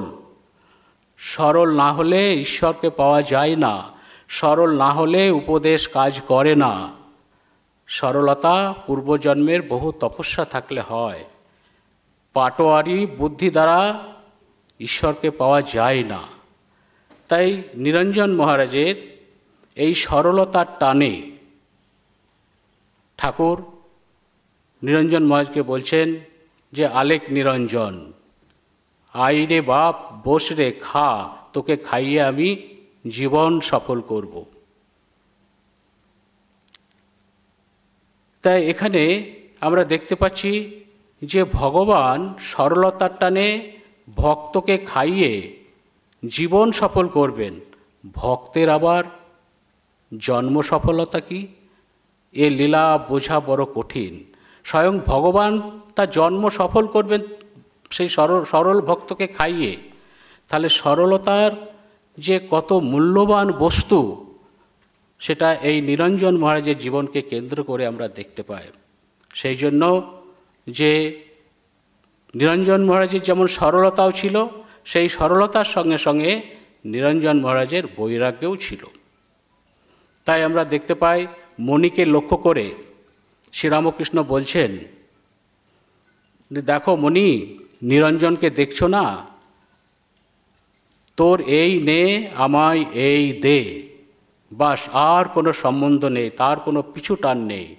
যদিও নিরঞ্জন মহারাজ তার মায়ের ভরণ পোষণের জন্য চাকরি স্বীকার করেছিলেন, কিন্তু শ্রীরামকৃষ্ণ বলছেন যে অন্যান্যদের চাকরির মধ্যে নিরঞ্জনের মহারাজের চাকরি করার একটু পার্থক্য আছে। কেননা তিনি মায়ের ভরণ পোষণের জন্য চাকরি স্বীকার করেছিলেন, মা গুরুজন, মা ব্রহ্মময়ী স্বরূপা। ঠাকুর বলছেন, নিরঞ্জন কোনো কিছুতেই আসক্ত হন না। নিরঞ্জন মহারাজ নিজের টাকা খরচ করে গরিব লোকদের ডাক্তারের কাছে নিয়ে যেতেন এবং ঔষধ ইত্যাদির ব্যবস্থা করতেন। সেই জন্য ঠাকুর বলছেন যে আমি নিরঞ্জনকে দেখি জ্যোতির উপর বসে আছেন। আর সেই জন্য ঠাকুর অনুপম স্নেহে নিরঞ্জনকে বলছেন, তুই আমার বাপ, আমি তোর কোলে বসব। তার মানে বৈরাগ্য আর সরলতা যে কত মূল্যবান বস্তু। কারণ বৈরাগ্য থাকলে, সরলতা থাকলে ভগবান যে তার সঙ্গে থাকেন তাই নয়, বলছেন ভক্তের কোলে বসে থাকেন। ভক্ত কখনো তার থেকে দূরে থাকে না। তা এই হচ্ছে যে নিরঞ্জন মহারাজের সাথে ঠাকুরের সম্পর্ক। কিন্তু নিরঞ্জন মহারাজকে এত অত্যধিক স্নেহ দেখালেও, নিরঞ্জন মহারাজের সম্বন্ধে এত উচ্চ প্রশংসা অন্যের সামনে করলেও, শ্রীরামকৃষ্ণ প্রয়োজনে নিরঞ্জন মহারাজকে শাসন করতেন। আমরা কি দেখে থাকি? আমরা দেখে থাকি কি, আমি যাকে ভালোবাসি সে যতই অপরাধ করুক না কেন, সে নির্দোষ, সে অতি উত্তম ছেলে, তার মতো ছেলে হয় না। কিন্তু শ্রীরামকৃষ্ণের ক্ষেত্রে, নিরঞ্জন মহারাজের ক্ষেত্রে ঠিক উল্টোটায়, না, সে ভুল ঠিক, তার জন্য শাসন করতেন। একবার নিরঞ্জন মহারাজ দক্ষিণেশ্বর থেকে গঙ্গায় নৌকা করে দক্ষিণেশ্বরে আসছিলেন। সেই নৌকার আরোহীরা শ্রীরামকৃষ্ণ সম্বন্ধে কটু কথা বলছিলেন। এই শুনে নিরঞ্জন মহারাজ প্রথমে প্রতিবাদ করেন। প্রতিবাদে কাজ না হওয়ায় তিনি রেগে গিয়ে নৌকা ডুবিয়ে দিতে এগিয়ে এসেছিলেন। তখন নিরঞ্জন মহারাজের এই তেজদৃপ্ত চেহারার সামনে সকলে ভয়ে জড়সড় হয়ে অনুনয় বিনয় করতে লাগলেন। সবশেষে ক্ষমা চেয়ে নিয়ে নিরঞ্জন মহারাজকে শান্ত করেন। এই ঘটনা যখন শ্রীরামকৃষ্ণের কানে এলো, তখন শ্রীরামকৃষ্ণ নিরঞ্জনকে বলছেন যে রাগ চণ্ডাল, রাগের বশবর্তী কখনো হতে আছে? সতের রাগ জলের দাগ হয়েই মিলিয়ে যায়। আর লোকে কত কথা কত নিন্দে করবে, তাতেই যদি তুই বিবাদে জড়িয়ে পড়িস তাহলে জীবনটাই ওখানে শেষ হয়ে যাবে। এরকম স্থানে ভাববি লোক না পোক, প্রয়োজনে সেই স্থান ত্যাগ করবি। তারপরেই বলছেন, দেখ ওই যে দাঁড়ি মাঝিরা ছিল তারা তো তোর কোনো অপরাধ করেনি, তাহলে তাদের জন্য অন্য গুটি কয়েক লোকের জন্য তাদেরকেও ডুবিয়ে মারতে যাচ্ছিলিস? এটা তোর কখনোই ঠিক নয়। যে গুটি কয়েক মানুষের জন্য যারা নিরপরাধ তাদের ক্ষেত্রে এইটি করা তোর কখনোই ঠিক হয়নি। তাহলে আমরা দেখছি যে শ্রীরামকৃষ্ণ নিরঞ্জন মহারাজকে বাধা দিচ্ছেন যে এটা করা ঠিক হয়নি। তার মানে কি কোনোদিন প্রতিবাদ করবে না? হ্যাঁ, প্রতিবাদ করবে, কিন্তু প্রতিবাদের পর্যায় এমন জায়গায় না যায় যাতে অন্যের ক্ষতি না হয়। তাহলে অন্যের ক্ষতি ছাড়া এই প্রতিবাদ, কারণ অন্যত্র আমরা দেখতে পাই ঠাকুর আবার প্রতিবাদ করতে বলছেন, সেই জন্য এখানে যেন আমরা ভুল না বুঝি। তার মানে এখানে প্রতিবাদের পর্যায়টা এমন জায়গায় চলে গেছে যেখানে মানুষের জীবন সংশয় হয়ে যাচ্ছিল। তাহলে এই মানুষের জীবন সংশয় করে প্রতিবাদ করার কোনো অর্থ হয় না। তাই নিরঞ্জন মহারাজের যেমন এই রকম একটা কঠোরতা ছিল, সেই সঙ্গে সঙ্গে নিরঞ্জন মহারাজের হৃদয়ে কমলতাও ছিল। একবার নিরঞ্জন মহারাজ ঠাকুরের জন্য সন্দেশ কিনতে গেছেন। সেই সন্দেশ কিনে একটি ঠোঙায় করে নিয়ে ফিরছেন। সেই সময় একজন মহিলা তার বাচ্চা ছেলেকে নিয়ে ফিরছিলেন। বাচ্চা ছেলেটি নিরঞ্জন মহারাজের হাতে সন্দেশ দেখে কাঁদতে কাঁদতে বলেন, মা সন্দেশ খাবো। তা মা যতই বোঝানোর চেষ্টা করছে সন্তানকে, ততই বাচ্চাটি আরও বেশি উচ্চস্বরে কাঁদছে। তখন নিরঞ্জন মহারাজ কী করলেন, তিনি সন্দেশের ঠোঙাটি বাচ্চার সামনে তুলে ধরলেন। তখন বাচ্চার মা প্রতিবাদ করে বলছেন, না বাবা, এ সন্দেশ বাচ্চাকে দিও না, এটা ঠাকুরের জন্য, ঠাকুরের ভোগের জন্য নিয়ে যাচ্ছ, এ সন্দেশ বাচ্চা খেলে অমঙ্গল হবে। তখন নিরঞ্জন মহারাজ বললেন, না মা, বাচ্চা খেলে, এই সন্দেশ বাচ্চা খেলে তার কোনো অমঙ্গল হবে না, এই বাচ্চাটি এই সন্দেশ খেলে ঠাকুরের খাওয়া হবে। এই বলে সমস্ত ওই সন্দেশগুলি বাচ্চাটির হাতে দিয়ে নিরঞ্জন মহারাজ পুনরায় সেই সন্দেশ সংগ্রহ করতে চলে গেলেন। তাহলে এখানে নিরঞ্জন মহারাজের জীবনকে কেন্দ্র করে এই যে ঘটনাগুলি আলোচনা করলাম, এগুলি কিন্তু আমাদের প্রত্যেকের জীবনে ঘটে থাকে। যে সংসারী লোকের জন্য যতই করি না কেন, তার সত্ত্বেও এই যে ঘটনা ঘটে থাকে। আবার এই যে প্রতিবাদ, আবার অন্যদিকে সরলতা, আবার একদিকে হলে মনুষ্য জীবনের উদ্দেশ্য ভগবান লাভ করা, এই যে কিভাবে এইগুলো করতে হয়, সেটি আমরা এই নিরঞ্জন মহারাজের জীবনকে অবলম্বন করে আমাদের প্রত্যেকের জন্য এটি কিন্তু শিক্ষণীয়। সেই জন্য নিরঞ্জন মহারাজের জীবনটা পড়ে যদি আমরা সেইভাবে, যেভাবে ঠাকুর নিরঞ্জন মহারাজকে চালাচ্ছেন, সেইভাবে যদি আমরা অনুশীলন করি এবং চলতে চেষ্টা করি, তাহলে আমাদের প্রত্যেকেরই কল্যাণ হবে। এই কটা কথা বলে এখানে শেষ করছি। ধন্যবাদ স্বামী শিবদানন্দজি। আমরা তিনজন ঠাকুরের ভক্তকে, ঠাকুরের সন্ন্যাসী শিষ্যকে বেছে নিয়েছিলাম। তার মধ্যে নিরঞ্জনানন্দজি ঈশ্বরকোটি, প্রেমানন্দজিও ঈশ্বরকোটি। ঈশ্বরকোটির স্থান একটু অন্যরকম। তার উল্টো দিকে আছেন যারা জীবকোটি।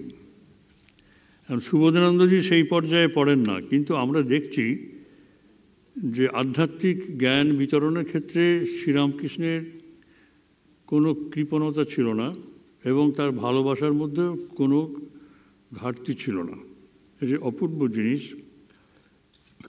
আমরা সুবোধানন্দজির জীবন কাহিনী শুনলাম এবং আমরা দেখেছি কিভাবে তিনি তাদের বংশের সঙ্গে, তাদের পূর্বপুরুষদের সঙ্গে বা তাদের বাপ ঠাকুরদাদের সঙ্গে তার সম্পর্ক ছিল এবং বালক সুবোধ সেসব শুনে অবাক হয়েছিলেন।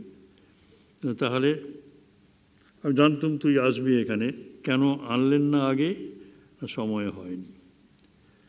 এবং দুটো দর্শনের পরে তিনি তাকে শিব মন্দিরে বসিয়ে, এক ঘর লোক থেকে তাকে তুলে এনে শিব মন্দিরে বসিয়ে তাকে দীক্ষা দিচ্ছেন, জীবে লিখে দিচ্ছেন এবং আধ্যাত্মিক শক্তি সঞ্চারিত করে দিলেন এবং বালক গভীর ধ্যানমগ্ন হয়ে গেল।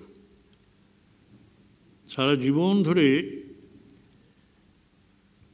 জপ ধ্যান ত্যাগ তপস্যার মধ্য দিয়ে গিয়েও মুনি ঋষিরা যেটা পায়নি, সেটি এই বালক অবস্থায় এরা, শুধু আমি সুবোধানন্দজি তাকে, তার সম্বন্ধে কোনো উল্লেখ নেই, জীবকোটি ঈশ্বরকোটি বলে এইভাবে ক্লাসিফিকেশন আমরা করিনি।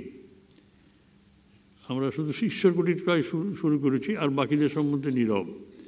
কিন্তু এদের মধ্য থেকে ইনি কিভাবে ঠাকুরের কৃপা পেলেন এবং পরবর্তীকালে কিভাবে নিজেকে লুকিয়ে রাখতেন সে কথাও আমরা শুনেছি। তিনি দীক্ষা দিতেন না, মেয়েদের সঙ্গে কথা বলতেন না। স্বামীজি বললেন, না, মেয়েদের সাথে কথা বলবে, মেয়েরা ঠাকুরের কথা শুনতে আসে, তুমি ঠাকুরকে দেখেছো, ঠাকুরের কৃপা পেয়েছো আর তোমার যোগ্যতা আছে,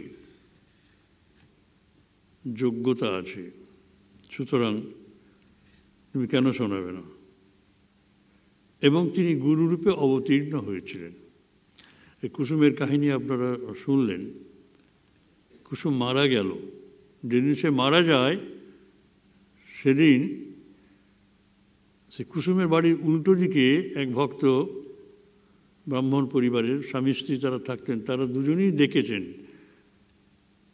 তারা দুজনেই দেখছেন যে মহারাজ অর্থাৎ সুবোধানন্দ প্রায় যেতেন রাঁচিতে, রাঁচি আশ্রমে হয়তো অনেকে গেছেন, দেখছেন যে তারা সুবোধানন্দজি গেলেন অথচ বেরিয়ে চলে এলেন কুসুমের হাত ধরে। তো অদ্ভুত ব্যাপার, আমাদের বাড়ি এলেন না তো, এসে চা খেয়ে যেতেন, কী হলো? তারপরে যখন উনি এসেছেন বললেন, আচ্ছা মহারাজ আপনি সেদিন যে এলেন, কুসুমের দেহত্যাগ হলো, তা আপনি আমাদের বাড়িতে তো একবারও এলেন না। বলে, আমি এসেছিলাম না? বলে, হ্যাঁ। তা বলে, কেন এলেন না? তখন উনি গম্ভীর হয়ে বললেন যে, আচ্ছা ঠিক আছে, আমি পরে যদি কখনো সময় পাই, যদি জানতে পারি তোমাদের জানাবো। কি অদ্ভুত কৃপা দেখুন এই মহারাজের। শুনলেন যে কাশীতে তিনি খুব অসুস্থ, কাশীতে ছিলেন কয়েক বছর পরে, সেই কাশীতে কেউ সেবা করার নেই, তখন উনি আসছেন, তখন উনি ডাকছেন, কুসুম তুমি তো সেবা করতে, তুমি কোথায়? কুসুম হাজির হলো, স্বপ্নে দেখছেন কুসুম হাজির হলো, তার সেবা করলেন, এ করলেন, অ্যাজ ইফ গভীর ঘুম নয়, খুব পাতলা ঘুমে যখন স্বপ্ন দেখি, ভোরের ঘুম, তখন এত সেগুলো সত্য বলে মনে হয়, সেগুলো বাস্তব না মিথ্যা স্বপ্ন কিছু বুঝি না। এভাবে আমরা আলাদা করি বটে, কিন্তু একটু জেনে রাখবেন স্বপ্নও সত্য। স্বপ্ন আপনার অস্তিত্বের অতি সূক্ষ্ম অংশ যুক্ত হয়ে আছে স্বপ্নের সঙ্গে। এই মন, যে মনে স্বপ্ন দেখি, সে মনটা তো আমারই সূক্ষ্ম অস্তিত্ব, স্থূল দেহ হচ্ছেও তো সেটা সূক্ষ্ম। জাগ্রত অবস্থায় যা করি, স্বপ্নে কিন্তু যা করি, সেগুলো আরও গভীরভাবে সত্য, কারণ আমারই সূক্ষ্মতর অংশ মন সেই স্বপ্ন দেখে। আমার শরীর সেখানে সক্রিয় নয়, ক্রিয়াহীন। শরীর নেই, শরীর না থাকলেও আমি এত সক্রিয়, শরীর না থাকলেও আমি ক্রিয়াশীল, স্বপ্নই তার প্রমাণ। এটা অবাক। তা বলে তুমি আমাকে একটা কথা বলবে, তুমি একটা কথা আমাকে বলবে। That idea was so uppermost in his mind that even in dream Maharaj could not forget that incident. বলছেন এ কী করে হয়, পারম্পর্যটা থেকে গেল বাস্তবের সঙ্গে। এই মিস্ট্রিটা, you have to unravel this mystery. কী ছিল ব্যাপারটা? তোমাকে আমি তোমাকে নিয়ে বলে, হ্যাঁ আপনি তো আমার হাত ধরে বের করে নিয়ে এলেন। বলে তারপর খানিক দূর গিয়ে আমি যখন বলছি মহারাজ মহারাজ, তখন দেখি আপনি ঘাড় ঘুরিয়ে দেখতেন মহারাজ নন। বলে কে? বলে ঠাকুর শ্রীরামকৃষ্ণ স্বয়ং গুরুর রূপ ধরে তিনিই নিয়ে আসেন। আমরা যখন শরীর ত্যাগ করব, বলেছেন না যে গুরুকে আসতে হবে, শরীর যখন ত্যাগ হয় আমাদের, ঠাকুর বলছে, ঠাকুরের মা বলছে আমাদের আসতে হবে, আমরা এসে নিয়ে যাব, ডাকুন। আরও ভালোভাবে ডাকতে হয়। এ একটা বিশাল আশ্বাস। এই আশ্বাসের বাণী গুরুর বাণী, মানে গুরুর কাজ শিষ্যকে শেষ সময় নিয়ে যাবেন। এবং সেটা কিভাবে নিয়ে যাচ্ছেন গুরু এসে, সে গুরুই আবার মানে ইষ্টে পরিবর্তিত হয়ে যাচ্ছেন। বল না, তিনি নিয়ে যাচ্ছেন গুরুর রূপ ধরে, গুরুকেই আসতে হবে এইভাবে। তা এটা এটা এটা আমাদের কাছে একটা আই ওপেনার। তা এই এত সব ঘটনা ঘটেছে, এরা প্রত্যেকেই শ্রীরামকৃষ্ণের অশেষ ভালোবাসা পেয়েছেন। এদের দেখুন, নিরঞ্জনকে খাটে শুয়ে বাতাস করছেন, তারপর সুবোধের শারীরিক পরিচর্যা করছেন, তারপর বাবুরাম শ্রীমতীর অংশে জাত, তার মানে তার ভেতরে ভাবভক্তির প্রাবল্য থাকবেই। এবং নৈকস্য কুলীন, তার হাড় শুদ্ধ। এবং ঠাকুর যখন সমাধিস্থ হতেন তখন বাবুরাম ছাড়া আর কেউ ধরতে পারতেন না। সেই বাবুরামও মানে খুব সংযত হয়ে, আত্মস্থ হয়ে সমাধিস্থ ঠাকুরকে ধরে থাকতেন, আর কেউ ধরবার অধিকারী ছিলেন না। বলে দেখো, আঁক করে ওঠো না। আঁক করে ওঠো না মানে, যদি কোনো কুভাব আমার মনে এসে থাকে তাহলে তো আপনি তো তখন সমাধিস্থ অবস্থা থেকে হঠাৎ চিৎকার করে উঠবেন, অশেষ মঙ্গল হয়ে যেতে পারে। বাবুরাও প্রার্থনা করছেন। তা সে রাধাভাবে প্রমত্ত তিনি, সেই ভাব তিনি প্রকাশ করে গেলেন সর্বত্র। কে তার বেশি প্রিয় কে জানে, সকলেই তার প্রিয়। যে যার কাছে যায় তার প্রেমের ভাণ্ডার তো অফুরন্ত, সেখানে কাউকে বেশি দিলে কম পড়বে না। সকলেই আন্ডিল হয়ে গেছে ঠাকুরের কথা, সকলেই পরিপূর্ণ হয়ে গেছেন। তা আমাদের এটি হচ্ছে সবচেয়ে বড় কথা। এই যে জীবনীগুলো আলোচনা করি, এত ভালোবাসা এরা সবাই পেয়েছেন, এবং সেই প্রেম, সেই জ্ঞান, সেই ভাব সব তারা পেয়েছেন। এবং আলাদাভাবে ঠাকুর এবং মা দুজনই, এদের তো সকলের সাথেই তো এদের ভাব ছিল, ঠাকুর এবং মায়ের সাথে। এবং ইন্টারাকশান হয়েছে এদের গুরু ভাইদের সঙ্গে, সকলের প্রশংসা করছেন। এবং ঠাকুরের কৃপা যারা পেয়েছেন তারা তাদের কাছেও পরস্পরের কাছেও তারা সম্মানিত প্রচণ্ডভাবে। এই বাবুরাম চলে গেলেন, মা ঠাকুরুন নিরক্ষর মা ঠাকুরুন একটা অবিচুয়ারি দিলেন। সে অবিচুয়ারি কে দিতে পারে? একেবারে বিখ্যাত হয়ে রয়েছে। এই মঠের ভক্তি মুক্তি সব আমার বাবুরাজের রূপ ধরে গঙ্গাতীর আলো করে বেড়াতো। ঠাকুর তুমি তাকেও নিলে। এটা কোনো মানুষ পাণ্ডিত্য দিয়ে লেখাপড়া শিখে লিখতে পারবে? বলুন। এটা কবিতা হয়েছে, দ্য বেস্ট অফ অল অবিচুরিজ। অবিচুর কী অবস্থা, মানে তারা কি কোন ভাব থেকে বলেন। ঠাকুর, মা, স্বামীজি তখন বলছেন যে দেখ, মেয়েরা ঠাকুরের কথা শুনতে আসে, তুমি বলবে। নির্দেশ মেনে নিচ্ছেন, প্রেমানন্দ মেনে নিচ্ছেন, গুরু গুরু গুরু মানে কি বলে, গুরু ভাইকে গুরুর আসনে বসিয়ে দিচ্ছেন, সমবেতভাবে তাদের আত্মবিলয় ঘটাচ্ছেন যে তোমার অস্তিত্বে আমরা অস্তিত্ববান। সেইভাবেই তো সঙ্ঘ জেগে উঠেছে। এই অসামান্য এদের মধ্যে ভালোবাসা, অসামান্য এদের মধ্যে এই কৃতজ্ঞতা এবং আজ্ঞাবহতা, তোমার নির্দেশ তিনি বলেছেন মেনে চলবে, ব্যাস। শ্রীরামকৃষ্ণের প্রতি তাদের অনন্য সাধারণ প্রেম, ভক্তি, ভালোবাসা, এগুলো আমরা পড়ি, বারবার পড়ি, প্রত্যেক বছর সব আলোচনা হয় এক একজন করে, এক একজনের। তা কে কে বড় কে ছোট এই ভাবনা আমাদের নেই, কে ঈশ্বর কোটি কে জীব কোটি আমরা জানি না। আসুন আমরা আমাদের একঘেয়ে যদি লাগে, আমাদের আধ্যাত্মিক জীবন, এইসব জীবনী পড়লে পরে, বড় বড় জীবনী বই আছে, নানা ঘটনা আছে, বই সব বেরোচ্ছে, সেগুলো পড়বেন, পড়ে আমাদের আবার সেই হারিয়ে যাওয়া আকুলতা, ব্যাকুলতা সব ফিরে আসবে।